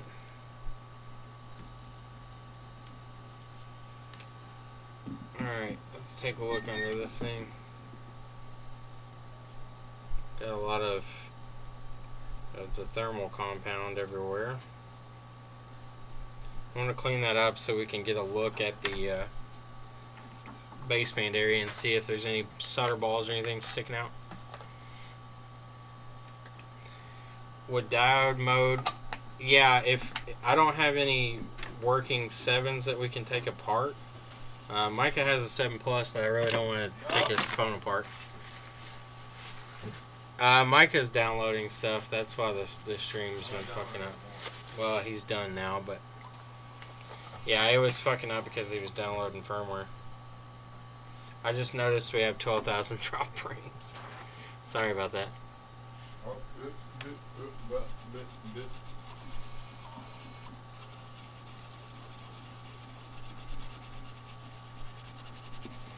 Yeah, so far I don't see anything around baseband that says, hey, I've been too hot, but let's make sure.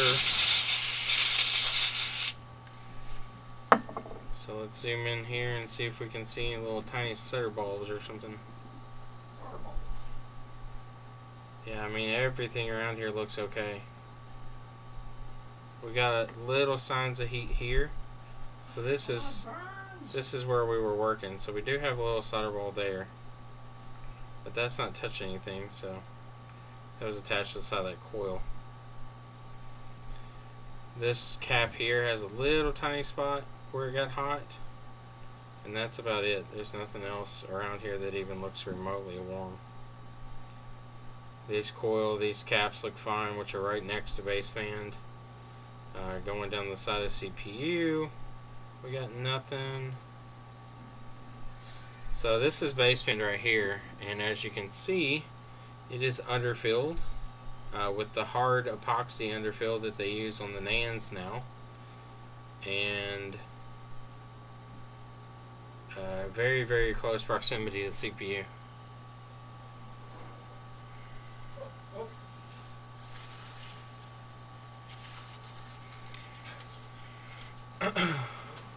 Alright, so damn, bro. Drop test Micah, good job. Is that iPad Air 2? No? Is it a broken Air 1 now? Is it really broken now, though? No. Alright. Drop test Micah. Drop testing it all. So, Anthony, what do you want me to do? Do you want me to try pulling baseband on this thing and seeing if that's what it is? I don't want to go any further if it's going to make the phone non-functional without your okay on that. I mean, technically it's non-functional as it is, but we can make it more non-functional.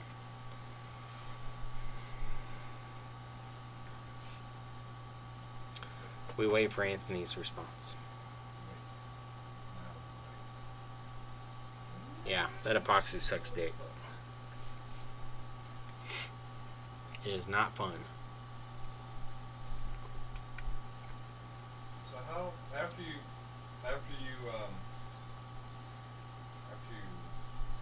ultrasonic, how do you start going through the diagnosing stuff? Like as far as back points, 'cause all these look like shit. What? Everything in the areas where there's bad bar damage just looks like crap. Okay. Start cleaning up ones that look good. Like, go through with your iron and just touch the end of stuff. If the ends are there and just kind of corroded, they'll clean up. If they're completely gone, they'll fall apart. Alright, so Anthony gave us the okay for it, so let's fucking take this bitch off. Rest in peace, this iPhone 7? Yeah, pretty much. Alright, so I'm going to turn my heat down. That way we don't go in here and melt solder immediately. Because we have to clean out that underfill first.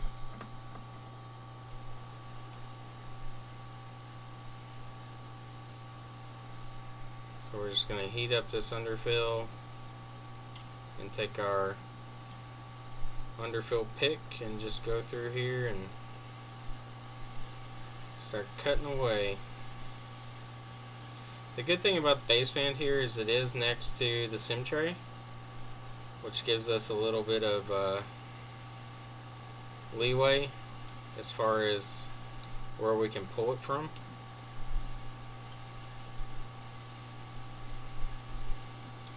Just cleaning out this underfill as much as I can. I need as much space as I can get around this chip.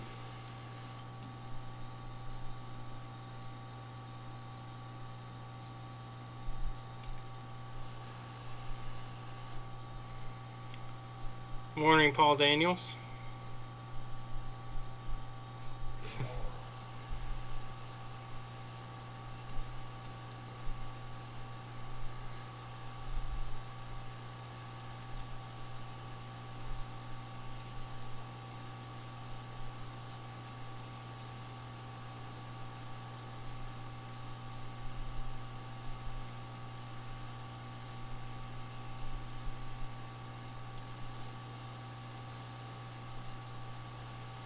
Okay, so we got that side cleaned out of underfill.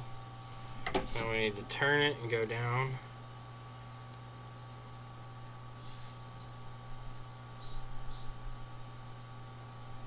Morning time traveler, exactly. Alright, so let's go down this side, clean out the underfill here.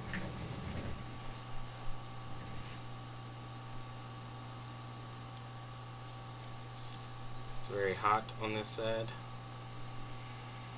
I'm trying to hold the board holder with my offhand. Try to keep it from moving too much.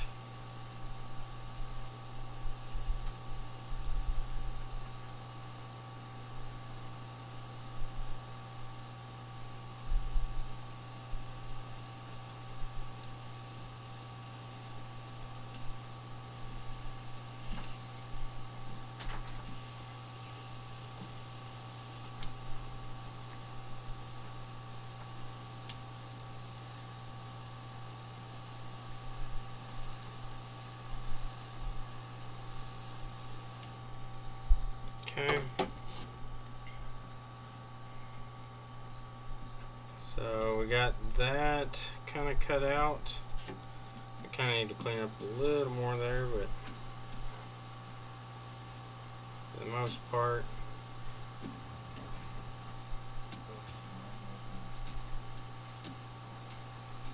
it should be good enough. Now we're going to go down. This coil here is the one that's going to worry me. I'm afraid I'm going to knock it off because these coils are very sensitive. They have very sensitive feelings. God damn, Micah. You break everything today. Just tear that for me.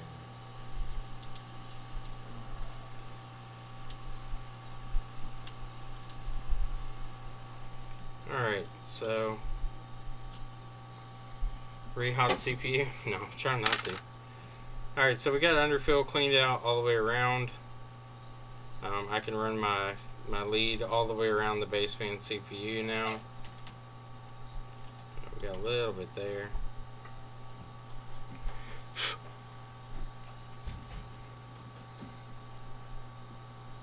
Non-stick rubber layers on the bench. Yeah, I need to move my mat back over here. I'm working on the wood top right now because I needed space earlier when I was working on the MacBook. So, alright, so that's all cleaned up. Main thing here I'm going to want to protect is just the CPU, so I'm going to go ahead and stack these coins. What I'm going to do is just kind of keep probing the baseband CPU until it seems like it's ready to come up, and then I'm just going to have to kind of I don't know if I can slide in under it or not. These aren't very flexible.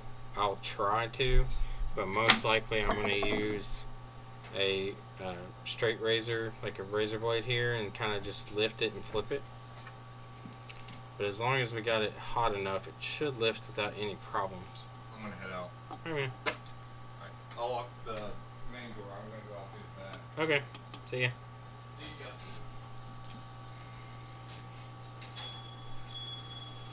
ya. Alright, so here we go. Let's put down some flux around the baseband, so once the chip does start to lift up, that flux will rush in and help melt that solder.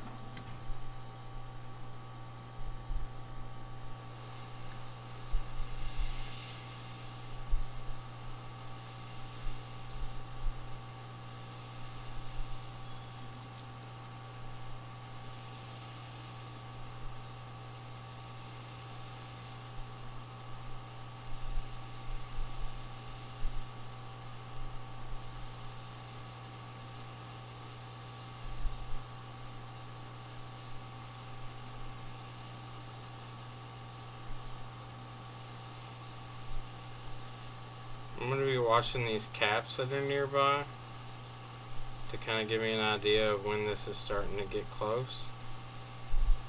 You also see the flux, or the chip should start to expel out some pressure from where the solder is melting and the underfill is starting to give.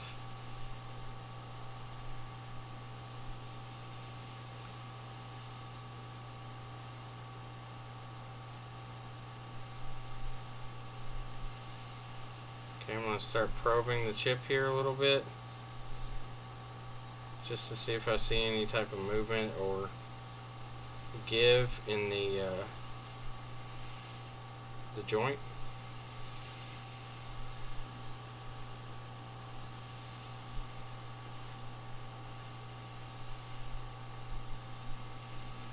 So far, nothing.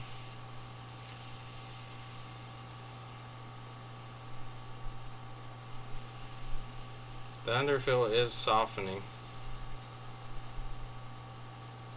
I can press into it fairly easily now.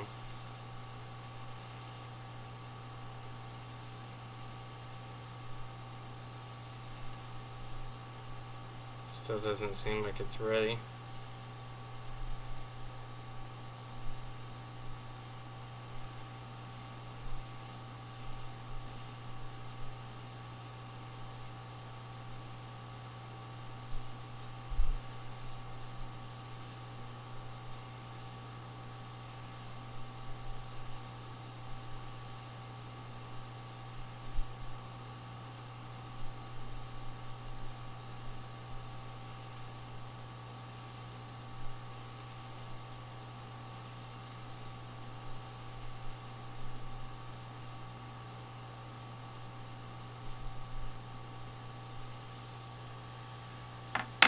Still doesn't seem like it's ready. Let me try coming in here and see if this will slide under at all.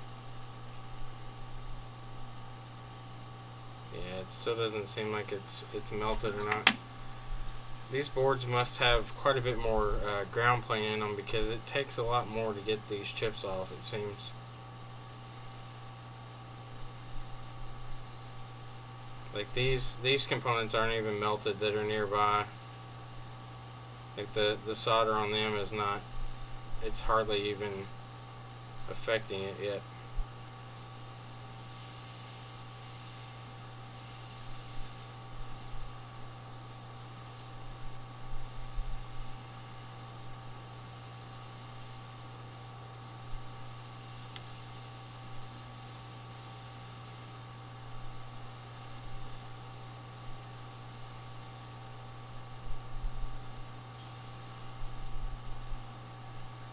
Okay, I'm getting a little movement out of the baseband now.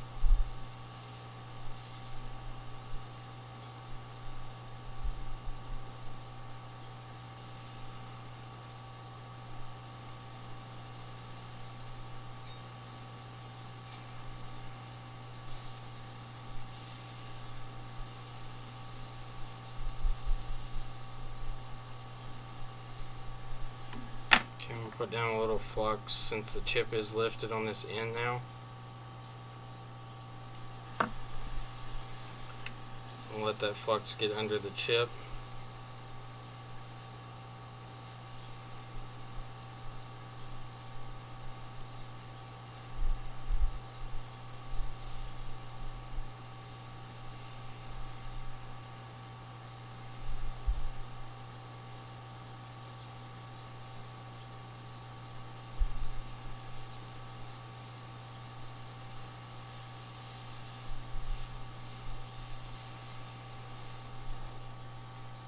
Alright, baseband's off. Looks like we've got a few pads that are lifted though. See, that's what I was afraid of. Most likely down here on the tail end where I was trying to keep heat on them. Let's see, maybe they're not. No, they're over here somewhere. Where are they? I'm sure some NC pads have lifted, but we'll see what has and hasn't lifted.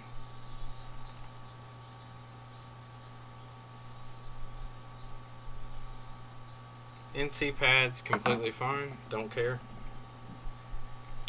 Non-NC pads, different story, sucks. We'll run jumpers if applicable.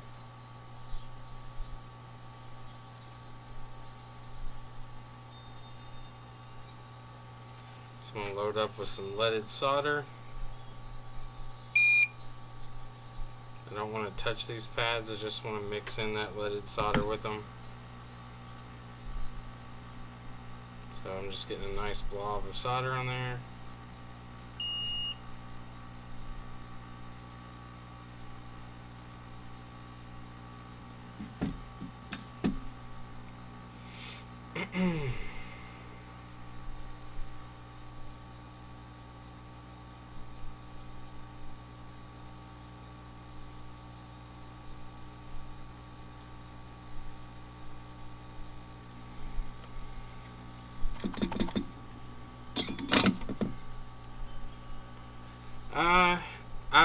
Paul, the reason I'm doing this is because I've seen a string of 6S and 7 series lately that have all had error 4013 with the exact same symptoms. This one arrived with no IMEI number. After removing the board and heating up the baseband PMIC, the phone started looping, and now when you try to restore, it does the same exact symptoms as those other boards that I've seen. So it seems really odd to me that they would all share the same characteristics. So I'm doing baseband on this one to see if the issue is baseband related, since we had no IMEI number previously on this one, and now we have the boot issues. I really am interested to see if this is all baseband problems, because if it is, that would be very interesting to know. I'm going to try to wick this with as easy as I can. Hot air I don't want to use in this case because of the proximity to CPU. I just want to knock these pads down a little bit if I can, so I can come back in here and clean up the underfill that still remains, which there's quite a bit underfill left on this.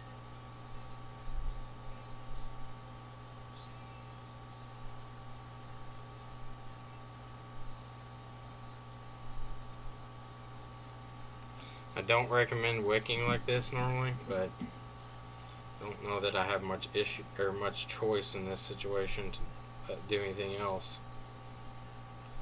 Normally this would be something that I would wick with hot air, but being so close to the CPU, it kind of worries me that it might cause some damage.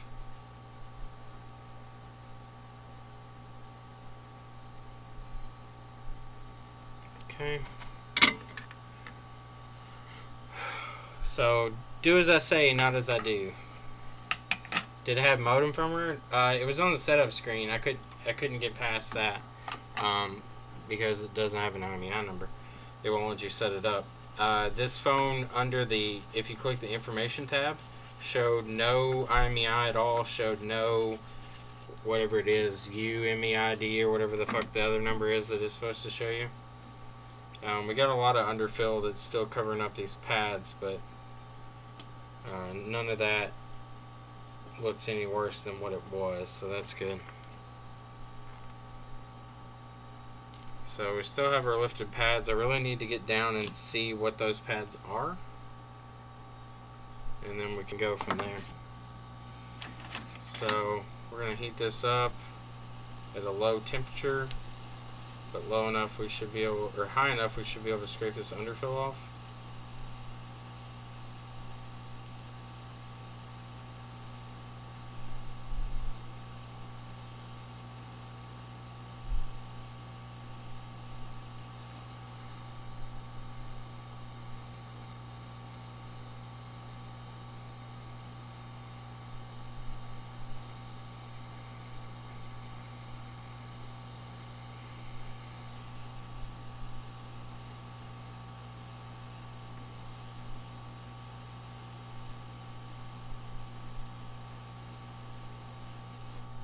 Okay, we got that side cleaned off a little bit.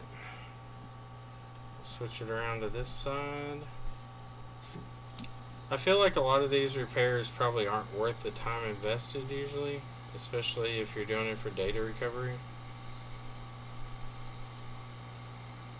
Like, this kind of job is just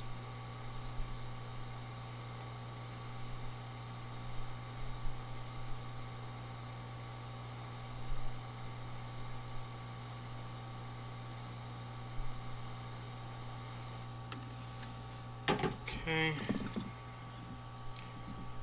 Slowly but surely we will clean this stuff off.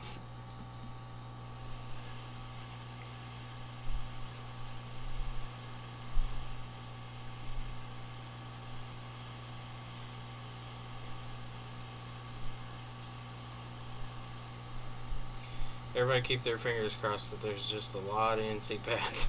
Which there are. There are quite a few NC pads on baseband chips.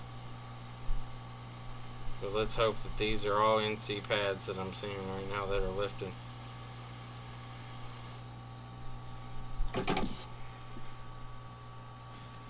The underfill sickle? Yeah, pretty much. This thing is, if you don't have one of these, you need to get one. Union Repair carries these, but you can get them other places if you don't want to go through them, but they do have them in stock. Especially on really fine pads like this, you can rub backwards with it and it kind of pushes the pad down, but at the same time will pull the underfill out.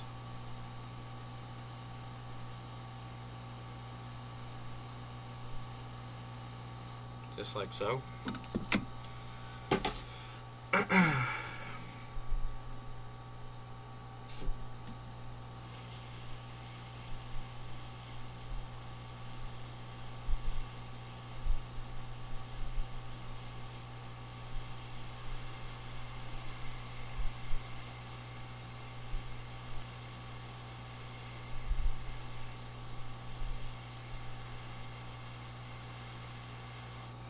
Alright, so that should be clean enough. We can see.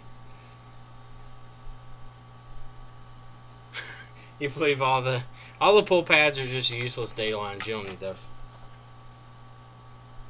We'll see here shortly which ones are good. Maybe so. I don't know. The way that it pulled, it could have pulled too soon and caused some problems. Or it could very well be from drop damage. I mean, it's hard to say. That should have been hot enough that it shouldn't have pulled anything useful. And really, I mean, I don't want to get too excited, but so far I don't see anybody here that is a used pad. Maybe over here in the corner. But all of these don't look like they have anything they go to. It actually kind of brightens it up a little bit. That's kind of crazy. But if you look at those, none of those have traces, and I don't see any copper going down the center of them. So we might be in luck, actually.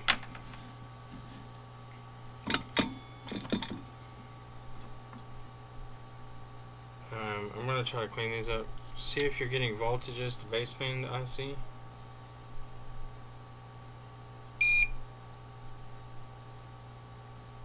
Let me clean this up real quick. We can't really test any of that right now. I don't have the baseband PMIC on.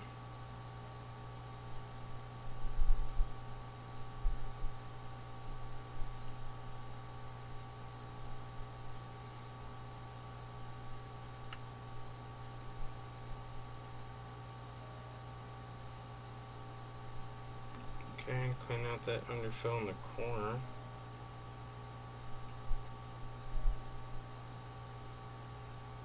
Got a little over here we need to clean up. That's about it. I mean, everybody else looks pretty clean there.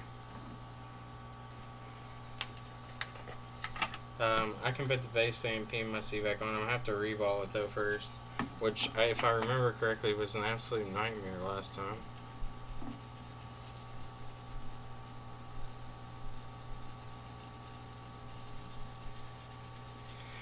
I tell you one thing, the Chinese make this shit look fucking easy. And it is crazy how easy they make it look. Alright, so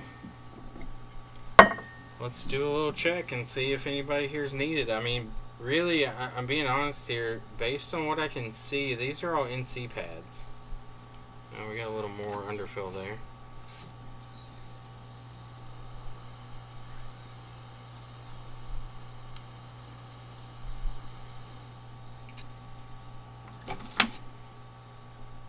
But we'll check and make sure on ZXW. Zippo lighter fluid for the underfill. Can 4013 be caused by TriStar? I don't know. I mean, TriStar can cause I2C errors.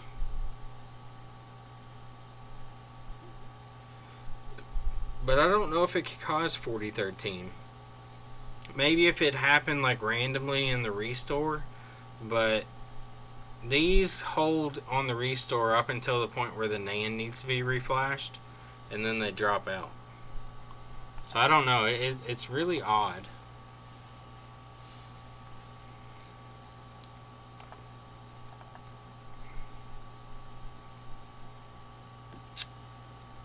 Let's see. See if my buddy's gonna be at his shop for a while or not.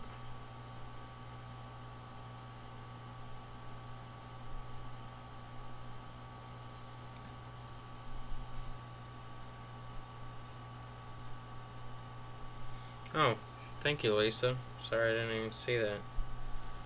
Lisa sent me a thing for iPhone 7s. It says baseband power IC. Its failure can cause no baseband and error 4013 when restoring. Power leaking can cause damage. Baseband IC failure can cause no baseband and also cause error 4013, error 1, and error -1 when restoring. No signal, no internet. So either baseband PMIC or baseband itself evidently can cause 4013 on the 7s. So maybe we have a common issue with maybe the PMIC. Maybe I'm doing the baseband for no reason. I don't know. We're this far, we got to fucking put it back together.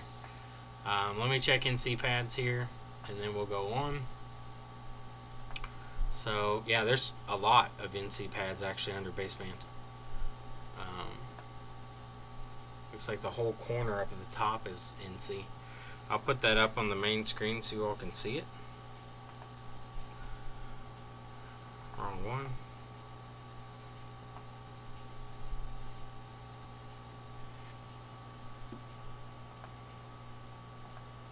Alright, so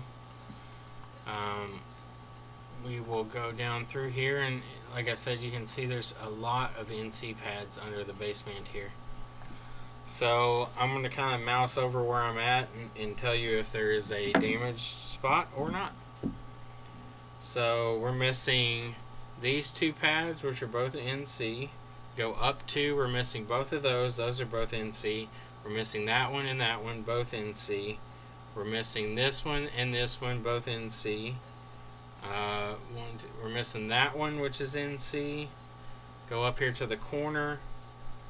Or actually back down here, we're missing this one here, which is NC pad. Up to the corner, we have this one and this one are missing. This one is missing and this one is missing, all NC, and this one is missing, which is NC.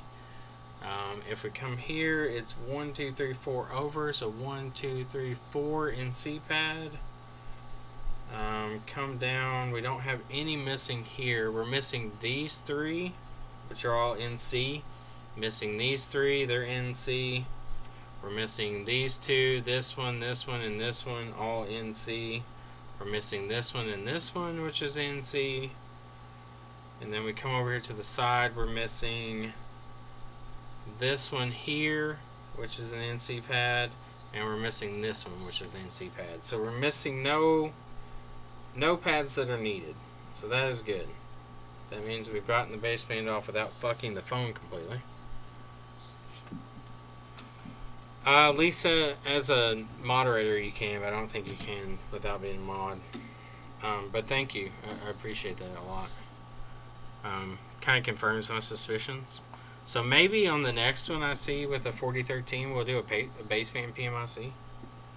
Now we need to clean up the chip. The chip cleaning is kind of the same way as the board cleaning. First, we're going to load this up with some leaded solder. Chip looks like it came off fairly clean, which is usually a good indication you got it up to temperature. It means the temperature was high enough.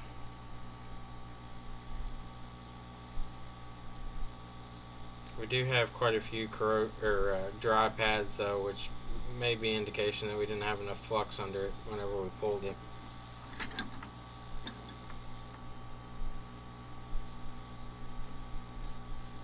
Give away an iPhone 7 though, I mean, yeah, pretty much.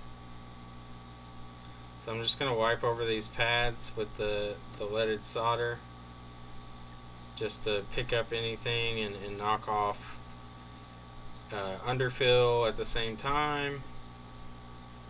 I'm not putting any force against this. I'm literally just letting the iron's weight kind of drag it across. We're going to have to go in and clean up all these pads, which kind of sucks because what's going on in here? We had an iPhone with no IMEI, and then after removing the after messing with the baseband PMIC, we had a boot looping phone that gets error 4013, and I don't think it was PMIC that was causing it. I think that maybe baseband itself is causing it. Made you eat plain broccoli, tofu, and beets? Oh God.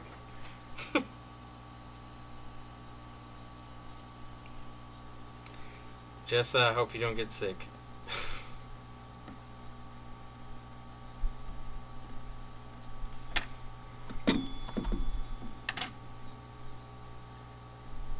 Alright, so clean up a little more of this underfill.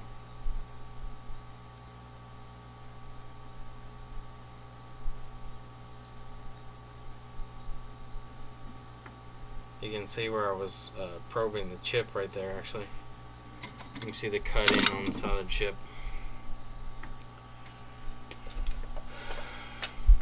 Mr. Clinton. Yeah, how's he doing? See how the key cat's doing?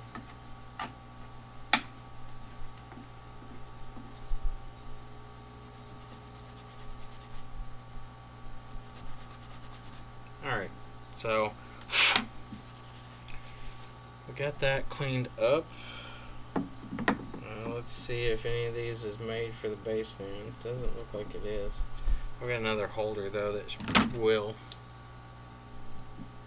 Best vegan food ever. I think it takes a talented chef to make really good vegan food. Alright, so none of those look like they're baseband holders.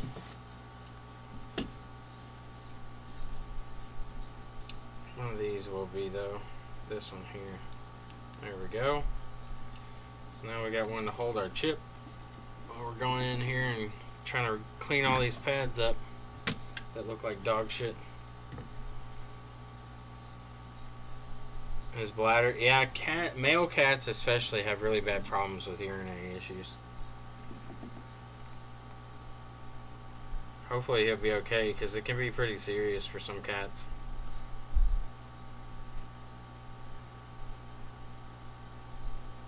The bad thing is, like, cats and dogs too, like, they don't express pain very often, so it's hard. You have to kind of watch for mannerism changes to really tell what's going on with them.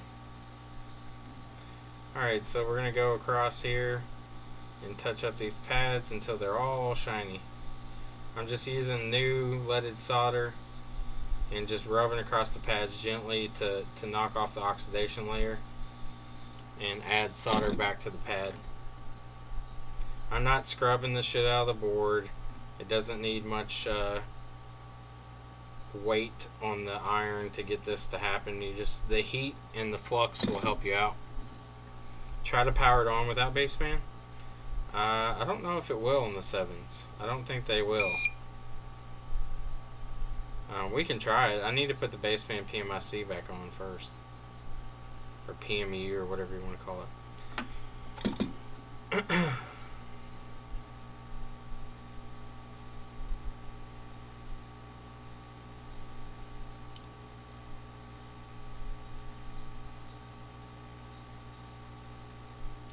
Okay, we got the top row cleaned up. That's why you snip them. Yeah, they actually, on male cats, if they have bad enough issues with UTIs, they actually cut the end of their dick off. Which sucks. But it actually pretty much makes them a female in the sense that the urethra is shaped the same way as the females. And it causes them not to have any more UTI issues. Alright, we need a little more flux. It's kind of getting dry.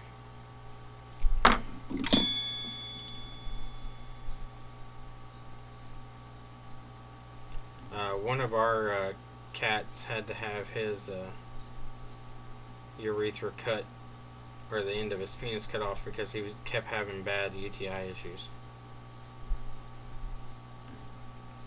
One of ours, the end of his penis actually healed shut, which is crazy.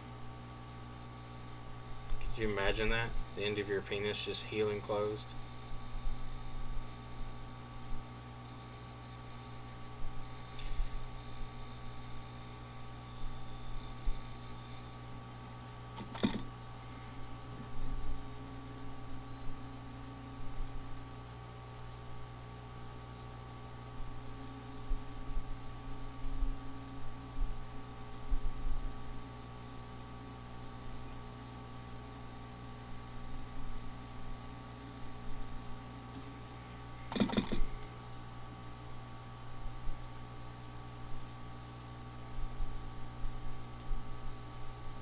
Mark says he knows too much about cat urethras. Yeah, I mean we have 5 cats. They're all males, so and surprisingly, in the last month, 3 of them have had UTI issues, and it costs fucking a fortune to fucking get everything taken care of. But we love them, so we take care of them.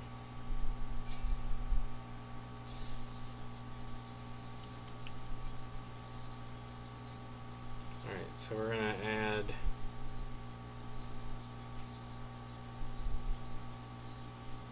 a little more solder here.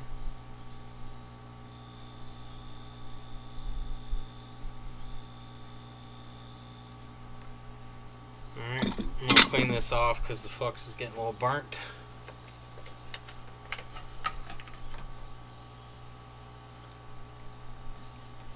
And we'll start again with some clean new flux.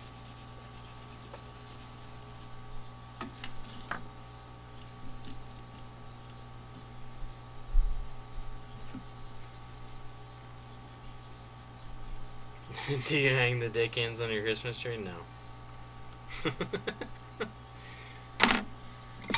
Ah, Jessa.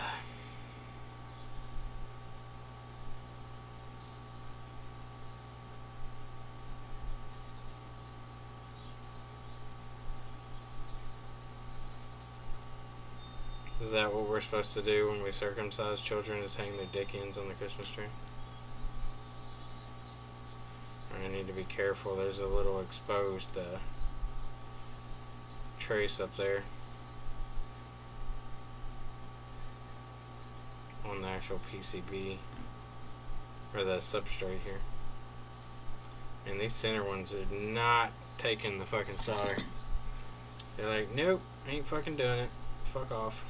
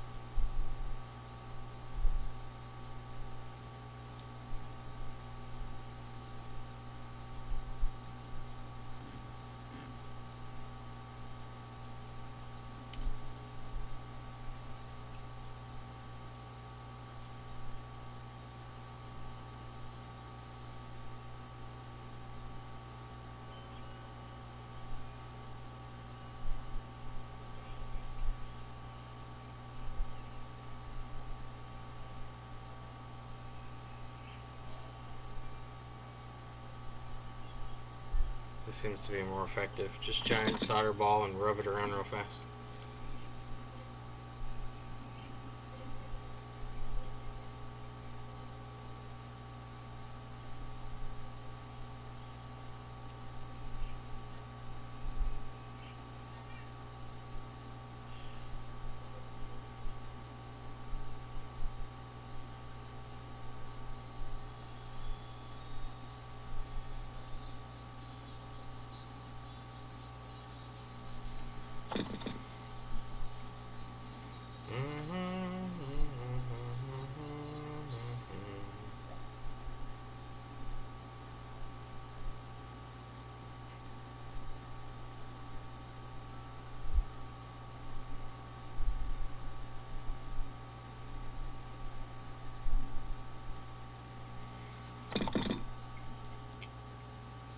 Slowly but surely we will have all these pads covered in solder again.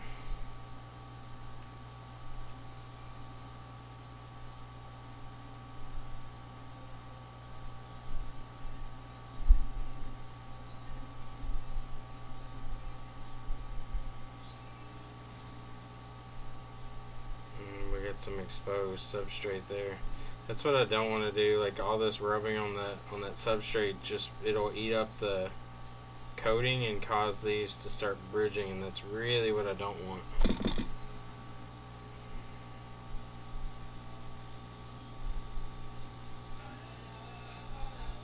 We're closed, people.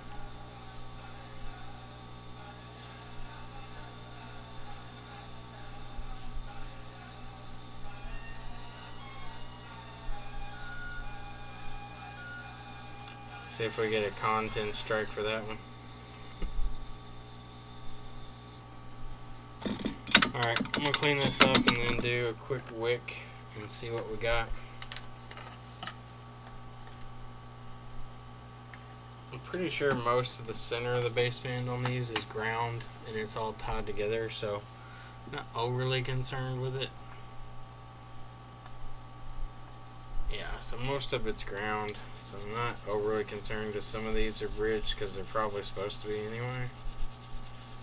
But I'm going to put some solder mask down for those. Like, see there? That one's a little bridged, and then this one here, and these two here.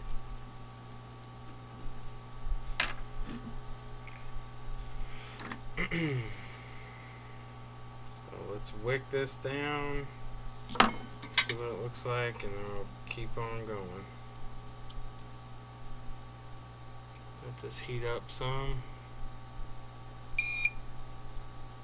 This wick sucks, by the way.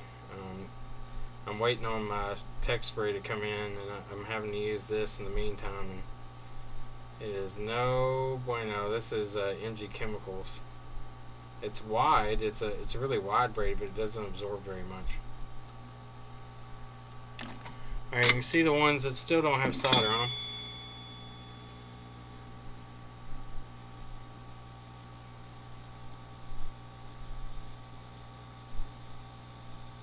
There we go, those took solder. Those took solder.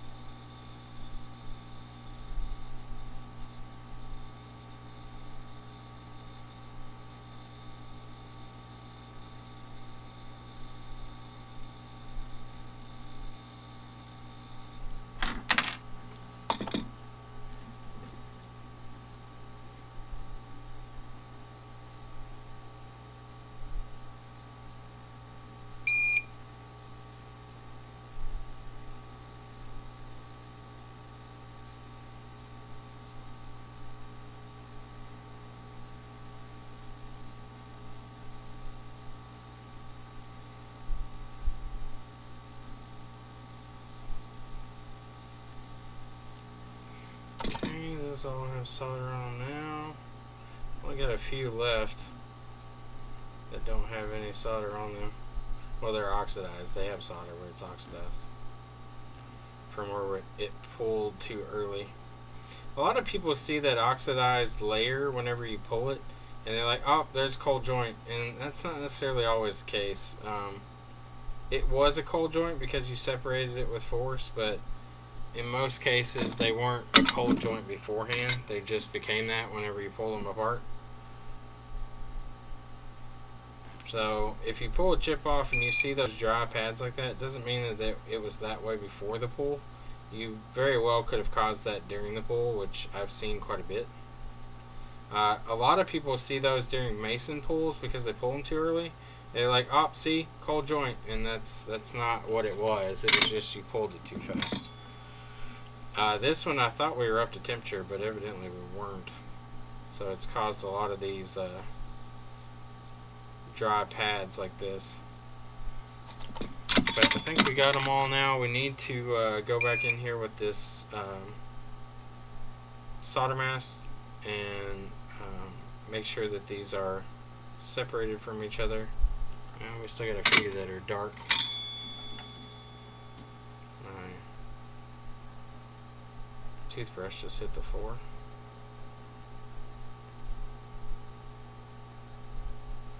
Got one pad, there we go. I think we got everybody now. Where'd you go, toothbrush? There you are.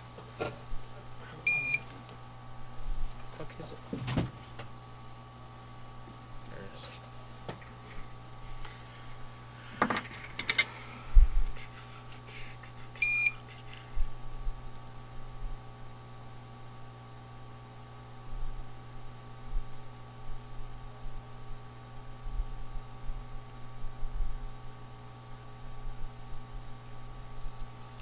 Still got one pad down here.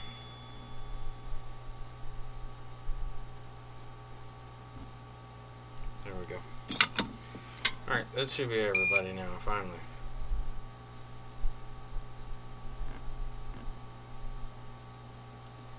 Okay, let's clean this up. Let's put our conformal coating down and then let's reball this thing.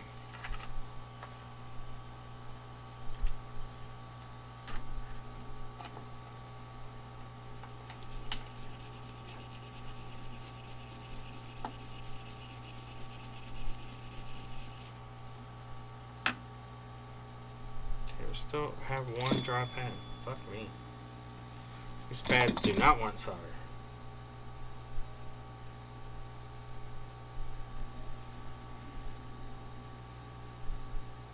Alright.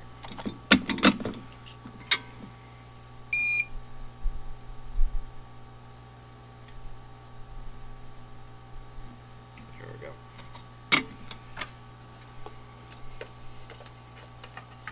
Baiting Jessa.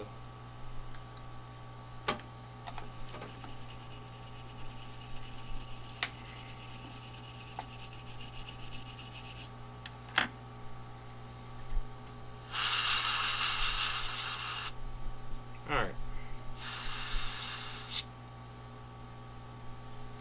So, we need to put some underfill right here and a little right here. Everybody else looks okay.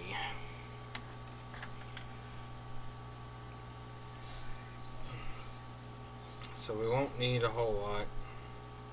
I'm just going to put a little bit down and then use my tweezers while they're dry and just kind of move this around where I want it.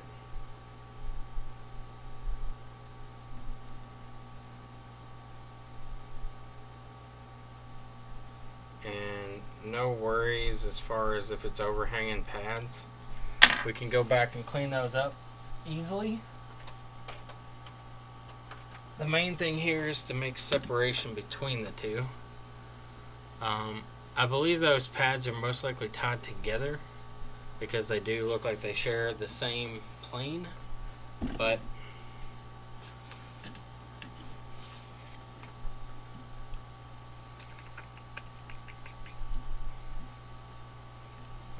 should be enough. Let's go in here. Let's clean up what we got. Guess it'd help if I had a razor blade that wasn't broken.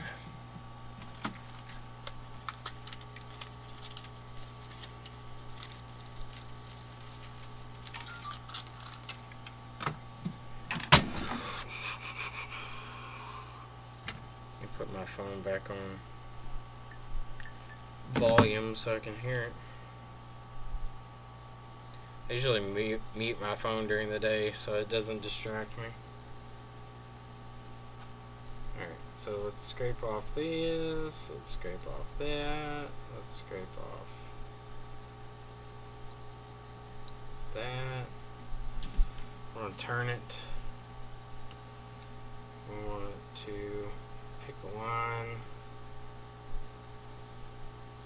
Scrape from. Okay. That leaves us a good pad with separation.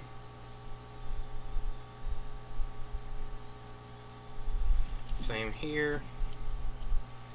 We're going to do the same thing.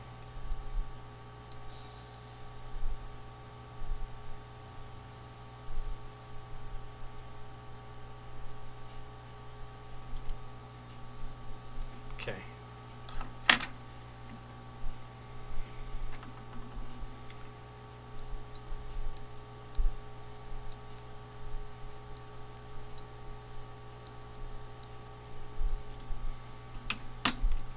Alrighty. Now we can reball. Hopefully we have a stencil that fits it. We'll see. We're closed. It's 8 o'clock.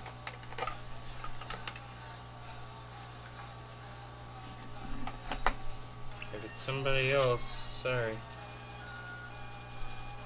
Working.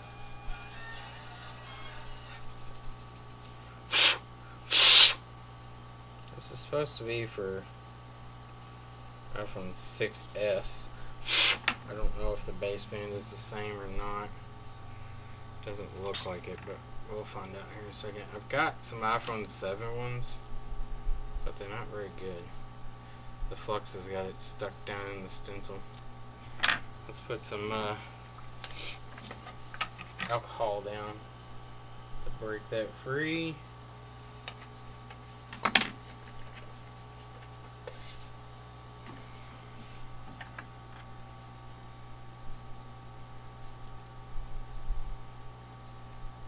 Jesus Christ. Let's heat it up a little bit.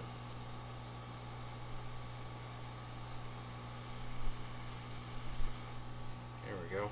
The Flux had it in place. Wouldn't let it go. Alright, so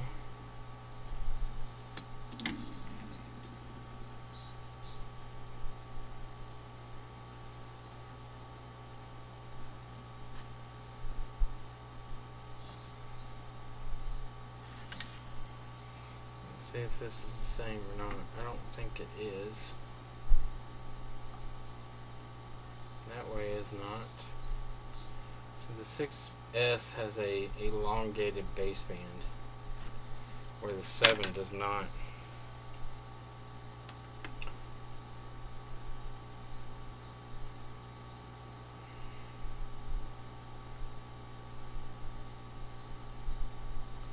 Yeah, see, it's off by 1 row in every direction you go.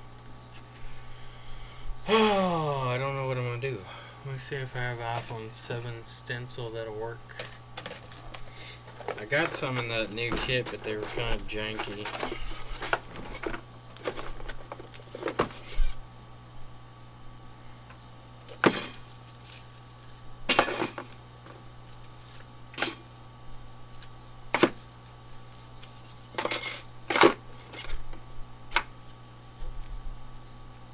6S Plus, iPhone 6S, iPhone 7.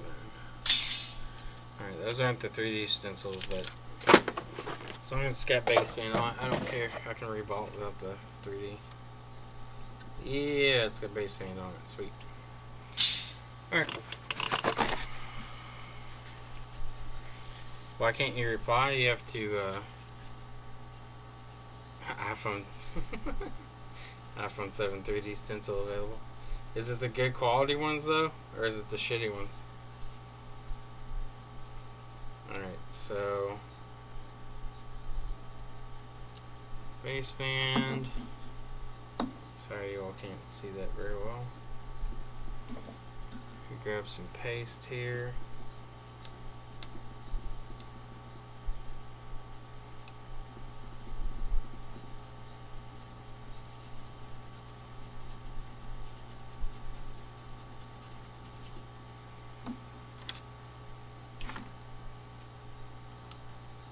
Okay.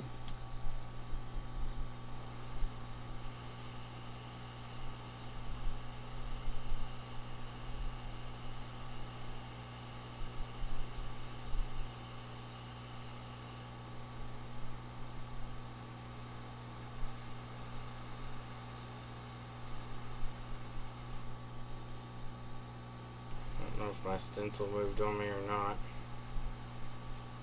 It's the only thing about the non-3D stencils, they do make it hard to tell if the stencil has flexed on you at all.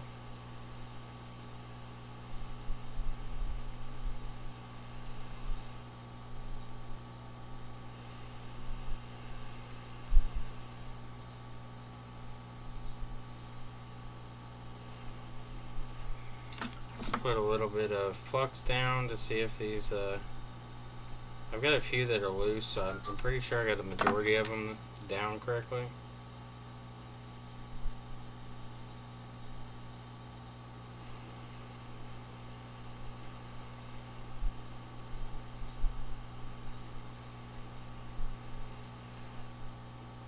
I may have to hand solder some of these. We'll see here in a second. Alright, I'm gonna let that cool. Looks like they all kind of took.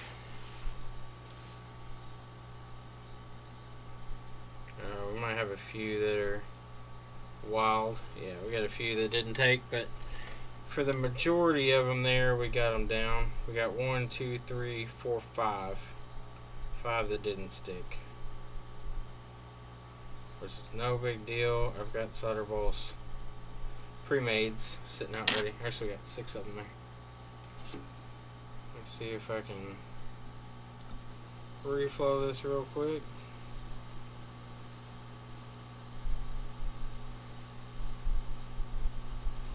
Okay. Oh, we got one bridge. That's probably the one that had the solder pad open. Let's see. Yep, it was. So I don't know if there's anything I can do about that one, because that's the one that had the pad that was bridged. But I believe those share anyway, so I'm not going to be too worried about it. The main ones here that I'm worried about are the ones that may not be shared over here on the edges. So my paper towel will stop flopping up and down.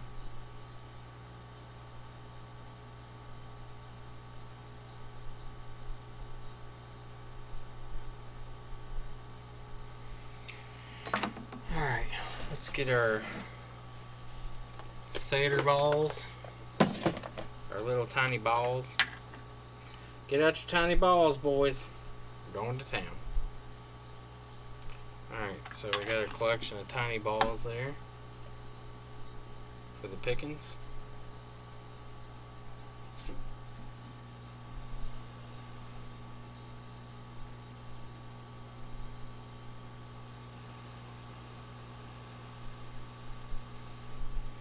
Okay, that one took.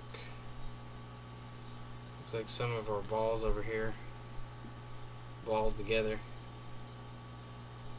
So I can't use those, they're too big. I have to get some more balls.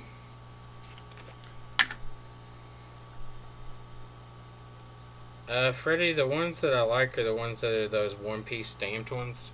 They've got some cheaper ones that are like two-piece, but I really don't like them. They flex too much. But the one-piece stamped ones seem to be really good. There was somebody that was complaining on the forums though that their chip didn't fit, which is kind of odd. I mean, maybe a manufacturing problem for sure. But I haven't had any problems out of mine.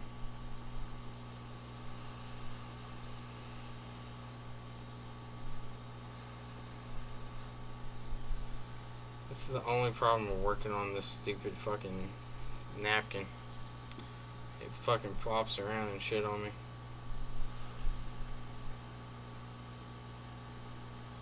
Okay, that one took.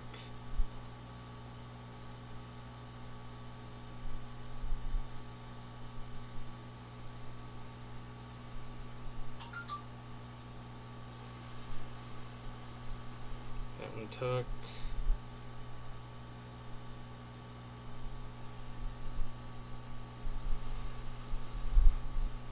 Took.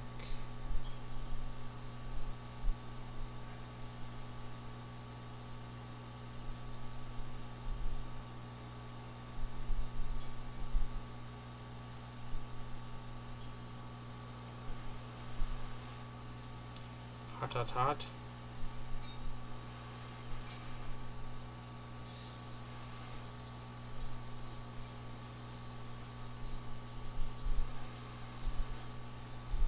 Okay. How did you all bridge? What the fuck? Gotta clean those up. I don't know why those bridged. There was nothing around them. Maybe I just knocked it or something. I'm gonna take those two out and re-add them.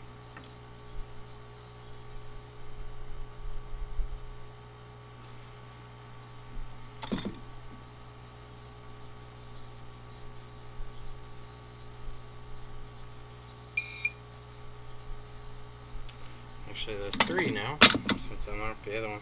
I'm going to move down to the table because this napkin flopping around ain't helping me at all.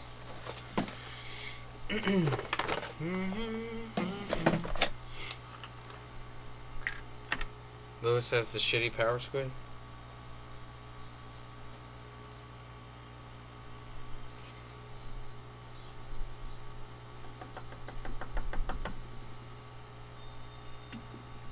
Alright, I got quite a few balls out here on the table. I'll turn my airspeed down just a little so we're not blowing everything everywhere. I still blew half of them away.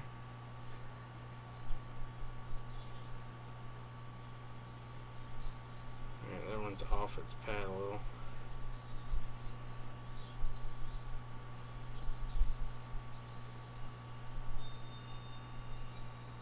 Okay, that one took.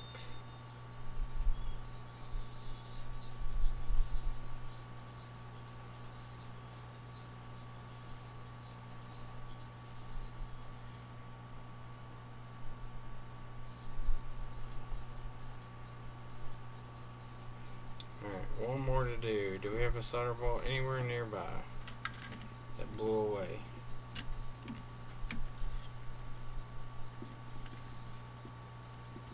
Of course not. I have to grab one more.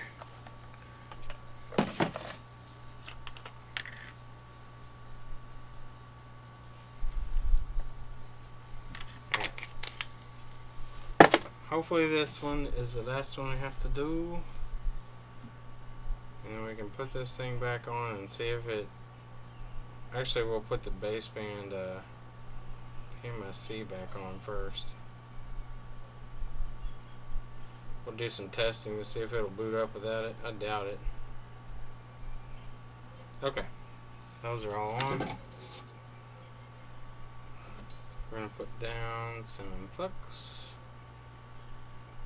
Just to kind of reflow everybody. Again, the one in the middle that's bridged, there's nothing I can do about it. It's two pads that are the same.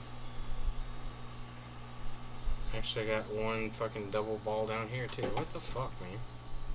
Where do these keep coming from? That one's like a quadruple ball.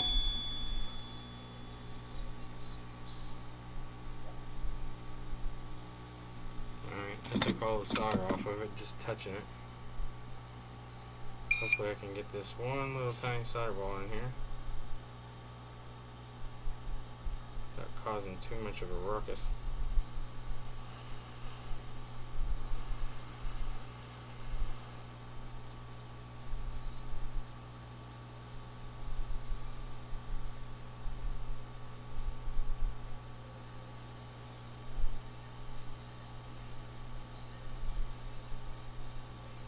On the end of my tweezers. But of course, when you want it to do something, it's never going to do it for you. Clean my tweezers up a little bit. It's skanky.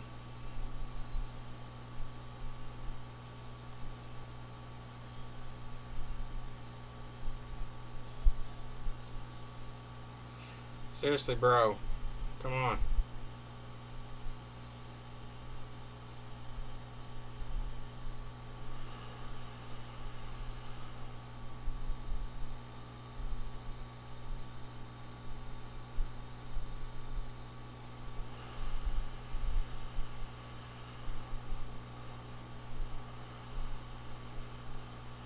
There we go. Thank you. Alright, reflow the chip.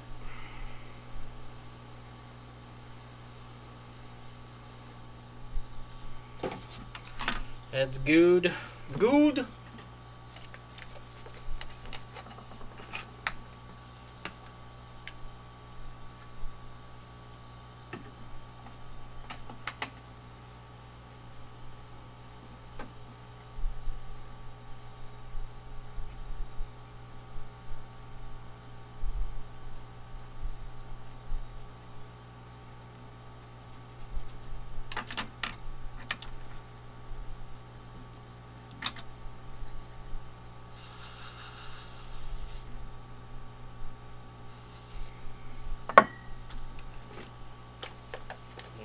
Cleaning here. Get the fucking hair out of it.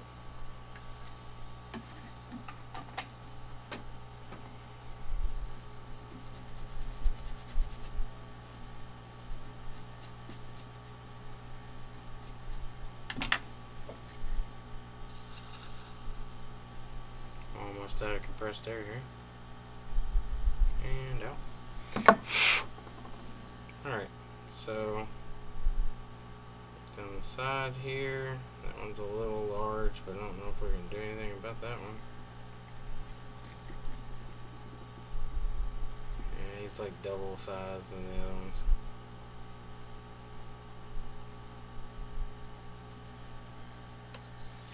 Oh, that'll drive me nuts, most likely. Let's see if I can snag some off of it.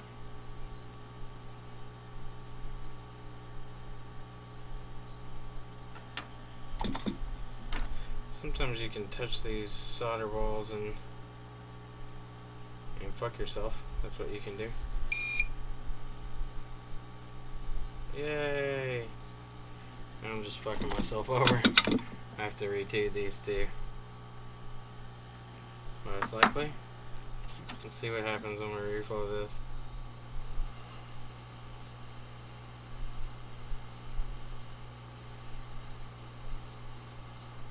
Oh god, nuts.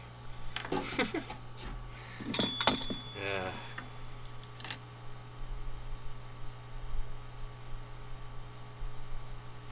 We'll just remove those two and redo them. That's usually my luck though. As soon as I get close to done, I have to be a perfectionist and fuck it up.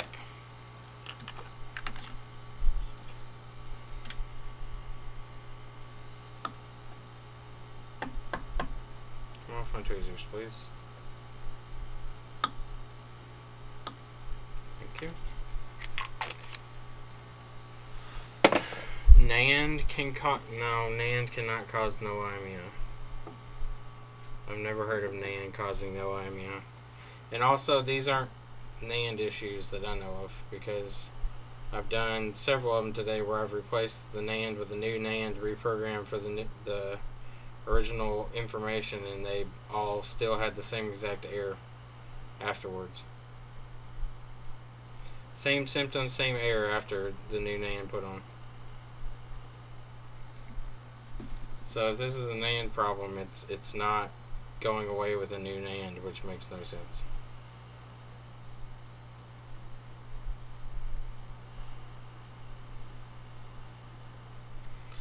Alright. Now, hopefully, no more fucking problems. And we're fucking reflowed and ready to roll.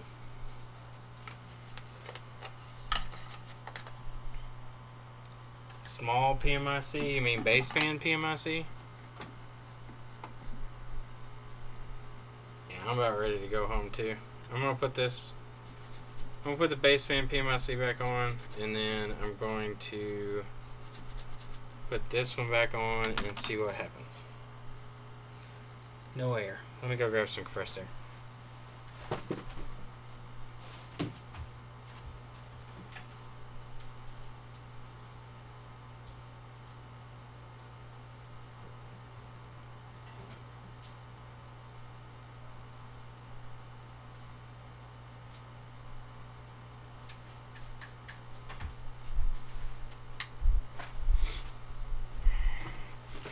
For the new store, we've got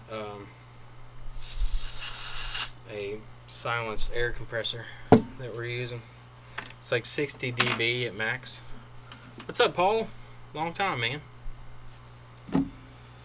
Alright, so time to put this tomfoolery back on.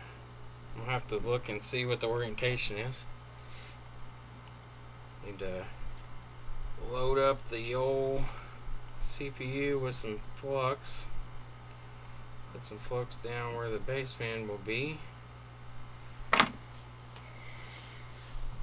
What's your orientation, big boy?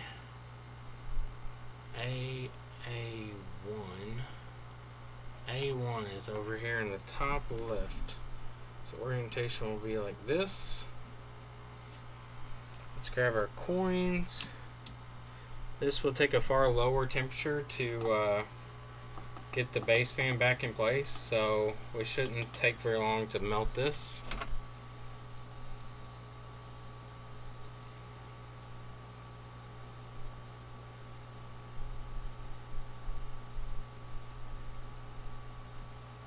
Okay, that should be approximately where it's going to have to be when it's done.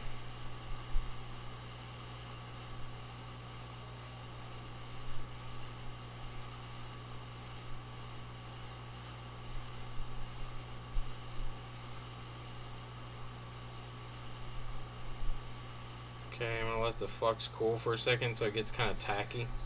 That way when I come back in to finally reflow this into place, it's not going to fucking just fly away on me, hopefully. Well, not fly away, float away on me.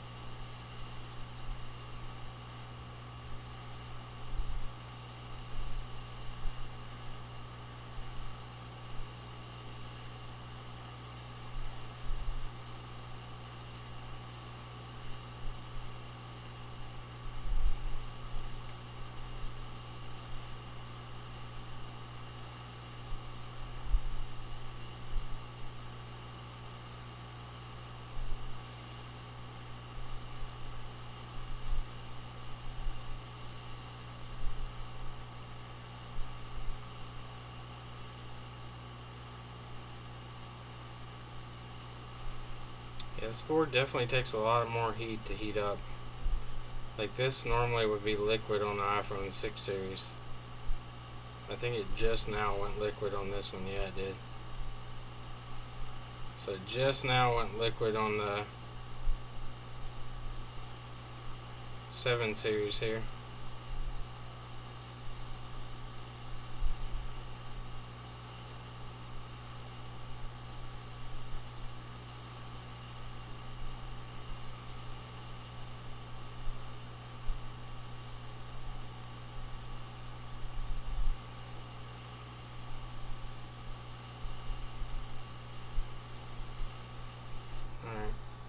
We'll call it at that. I wanted to make sure that it was completely liquid around there.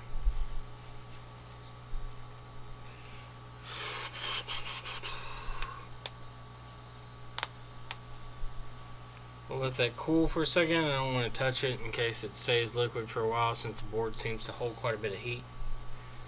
Ashes, yeah, I was thinking about that when I put it back on, but fuck it. I mean, if it was baseband reball, we'll know right away. If baseband reball fixes it, this will fix it. If it doesn't, we can replace the PMU. We can't replace baseband, so I was thinking about that.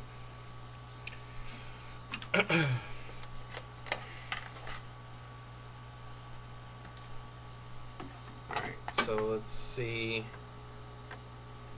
Let's clean this up.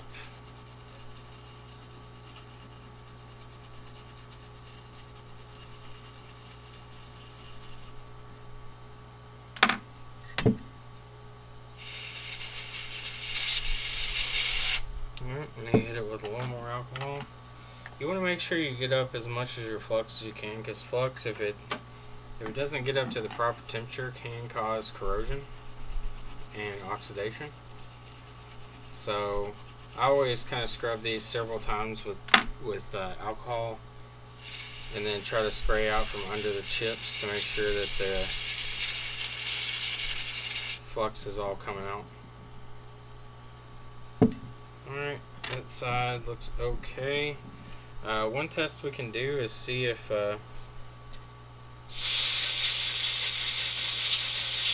CPU is still working before we go any further.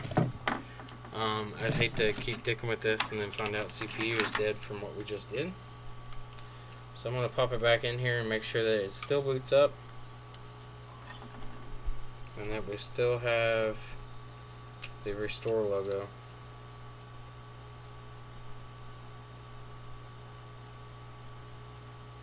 Or even DFU. I'd be okay with DFU mode. As long as it still boots up into regular CPU operational modes, I'll be okay with it. Alright, so let's plug the screen back in. I don't think the front camera has to be plugged in for these. I'm pretty sure it'll boot without it.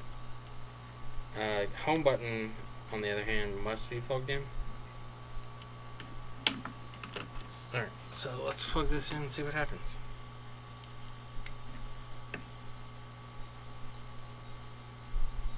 Hey, it still turns on into recovery mode. So let's see if it does the same thing before we even put the baseband PMIC back on. So what should happen here, if this is going to work with baseband PMIC off, we should be able to start restore and then fail at the baseband restore portion.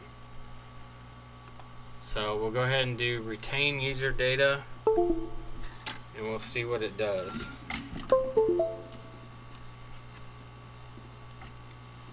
So we'll make this the main screen so you all can see it. Now if it goes to the same NAND loading part and then dies, we know it's not fixed it. Alright, so watch for the loading bar. If it blanks out after that, yeah, it's still doing it. So it's not baseband. Now it's going to kick back on into recovery mode is what it should do.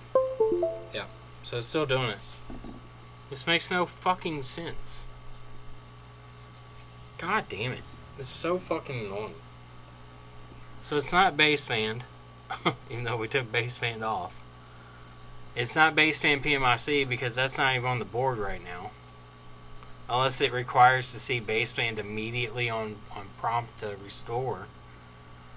But usually on the old phones you could go through the entire restore without the baseband PMIC until the very end, and then it would fail at the baseband flashing portion.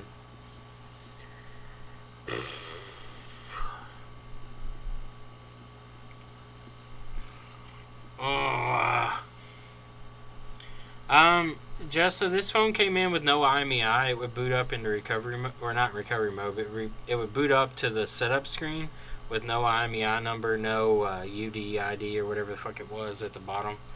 I took the board out and messed with the baseband PMIC because we've had some before that had no IMEI that the PMIC was actually fractured under it. After putting it back in, it was boot looping. After boot looping, I put it in recovery mode and it's doing the same thing as a bunch of the other phones that I've seen. The phone will go into recovery, it will start the update process, and as soon as the loading bar comes up, it reboots. Have I tried TriStar? No. I mean, I could, but 3X, yeah, I know they were closed, but I'm pretty sure those are shared.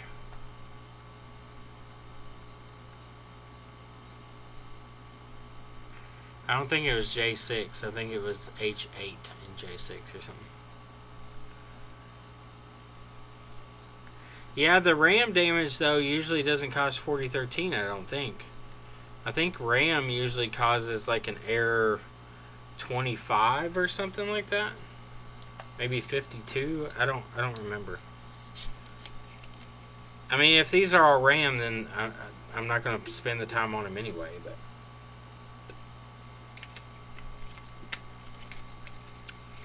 Spectre, I was thinking maybe something along the lines of EEPROM. I agree. But I don't know how many of them.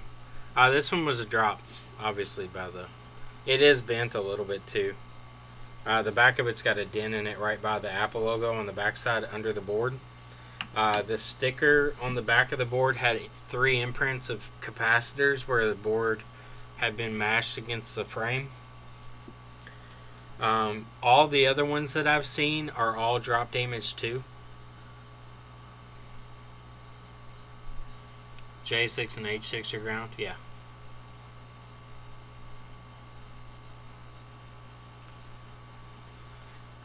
What else do you know about 7 baseband faults? I don't know a whole lot about them. I know that baseband can cause 4013 errors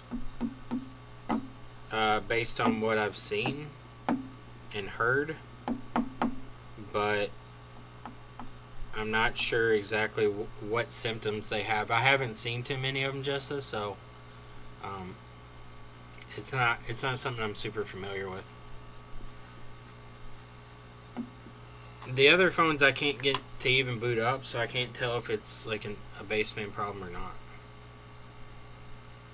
Yeah, I don't think this is RAM either, because the iPhone that I did a reball on the CPU, it would go into DFU mode but wouldn't come out of DFU mode, and the RAM was bad. The Skyworks chip? Are you talking about the baseband PMIC Skyworks chip? Because this one doesn't have that model.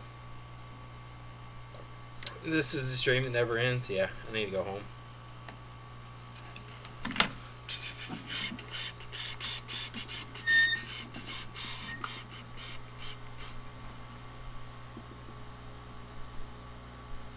Randy had a 7 recently with a grade Wi-Fi after drop bin that Reball solved. If a 7 searching no service here, did you diode mode the baseband PMIC CPU?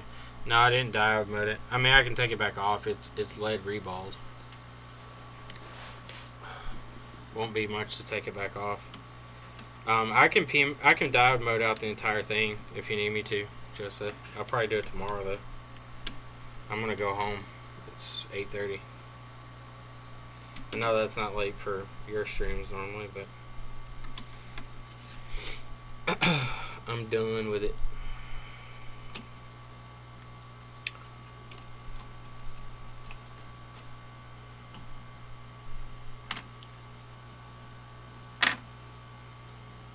White Skyworks chip. Which one is that?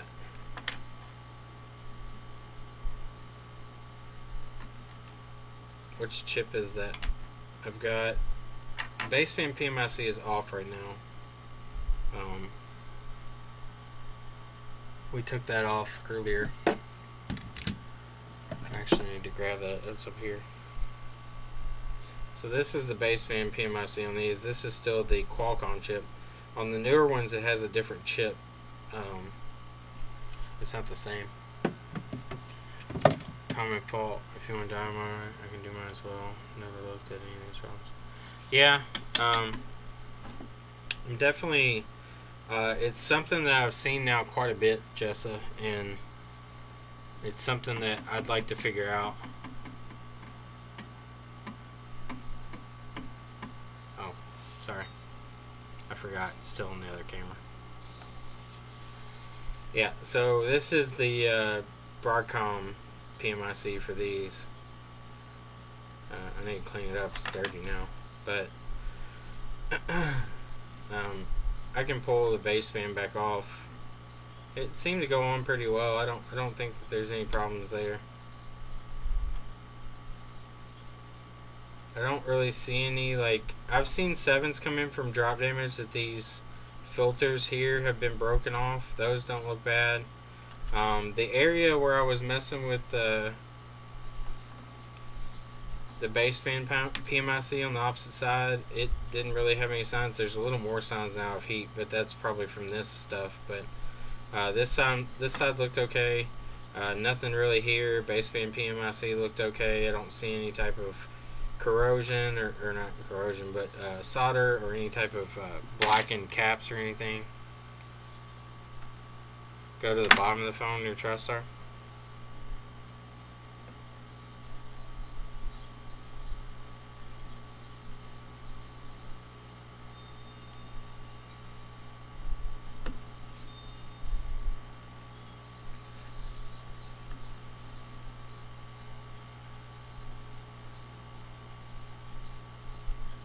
see anything that looks burnt. There's a little flux residue, but that's about it. Yeah, it's all flux residue there.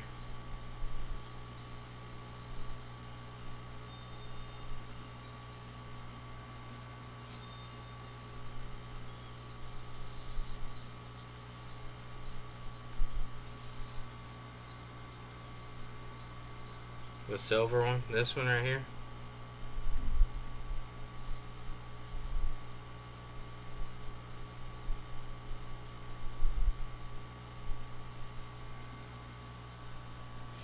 Yeah, I don't see anything wrong with it.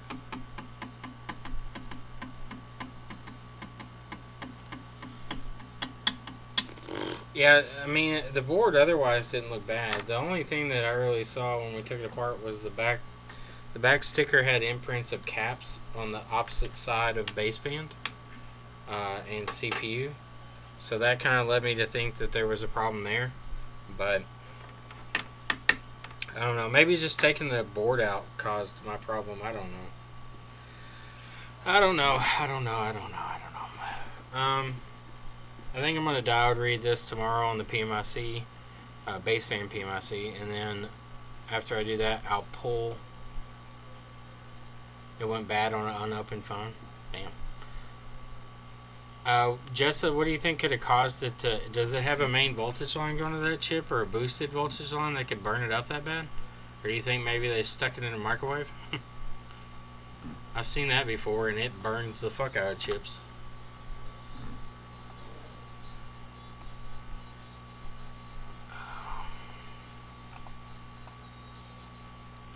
GSM PA-RF chip. It has a 1V8 line. It has a battery voltage line, maybe? What the fuck was that? Yeah, it has a battery line.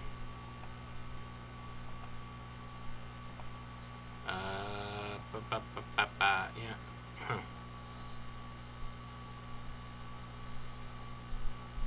Diode mode, yo.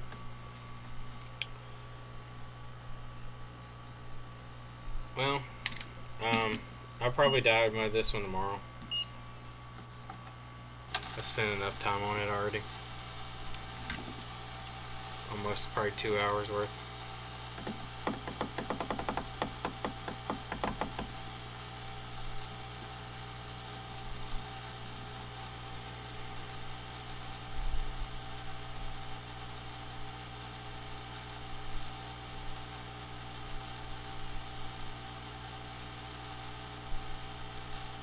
I spent today doing diode modes on NANDs because I was really thinking that the problems were NAND related.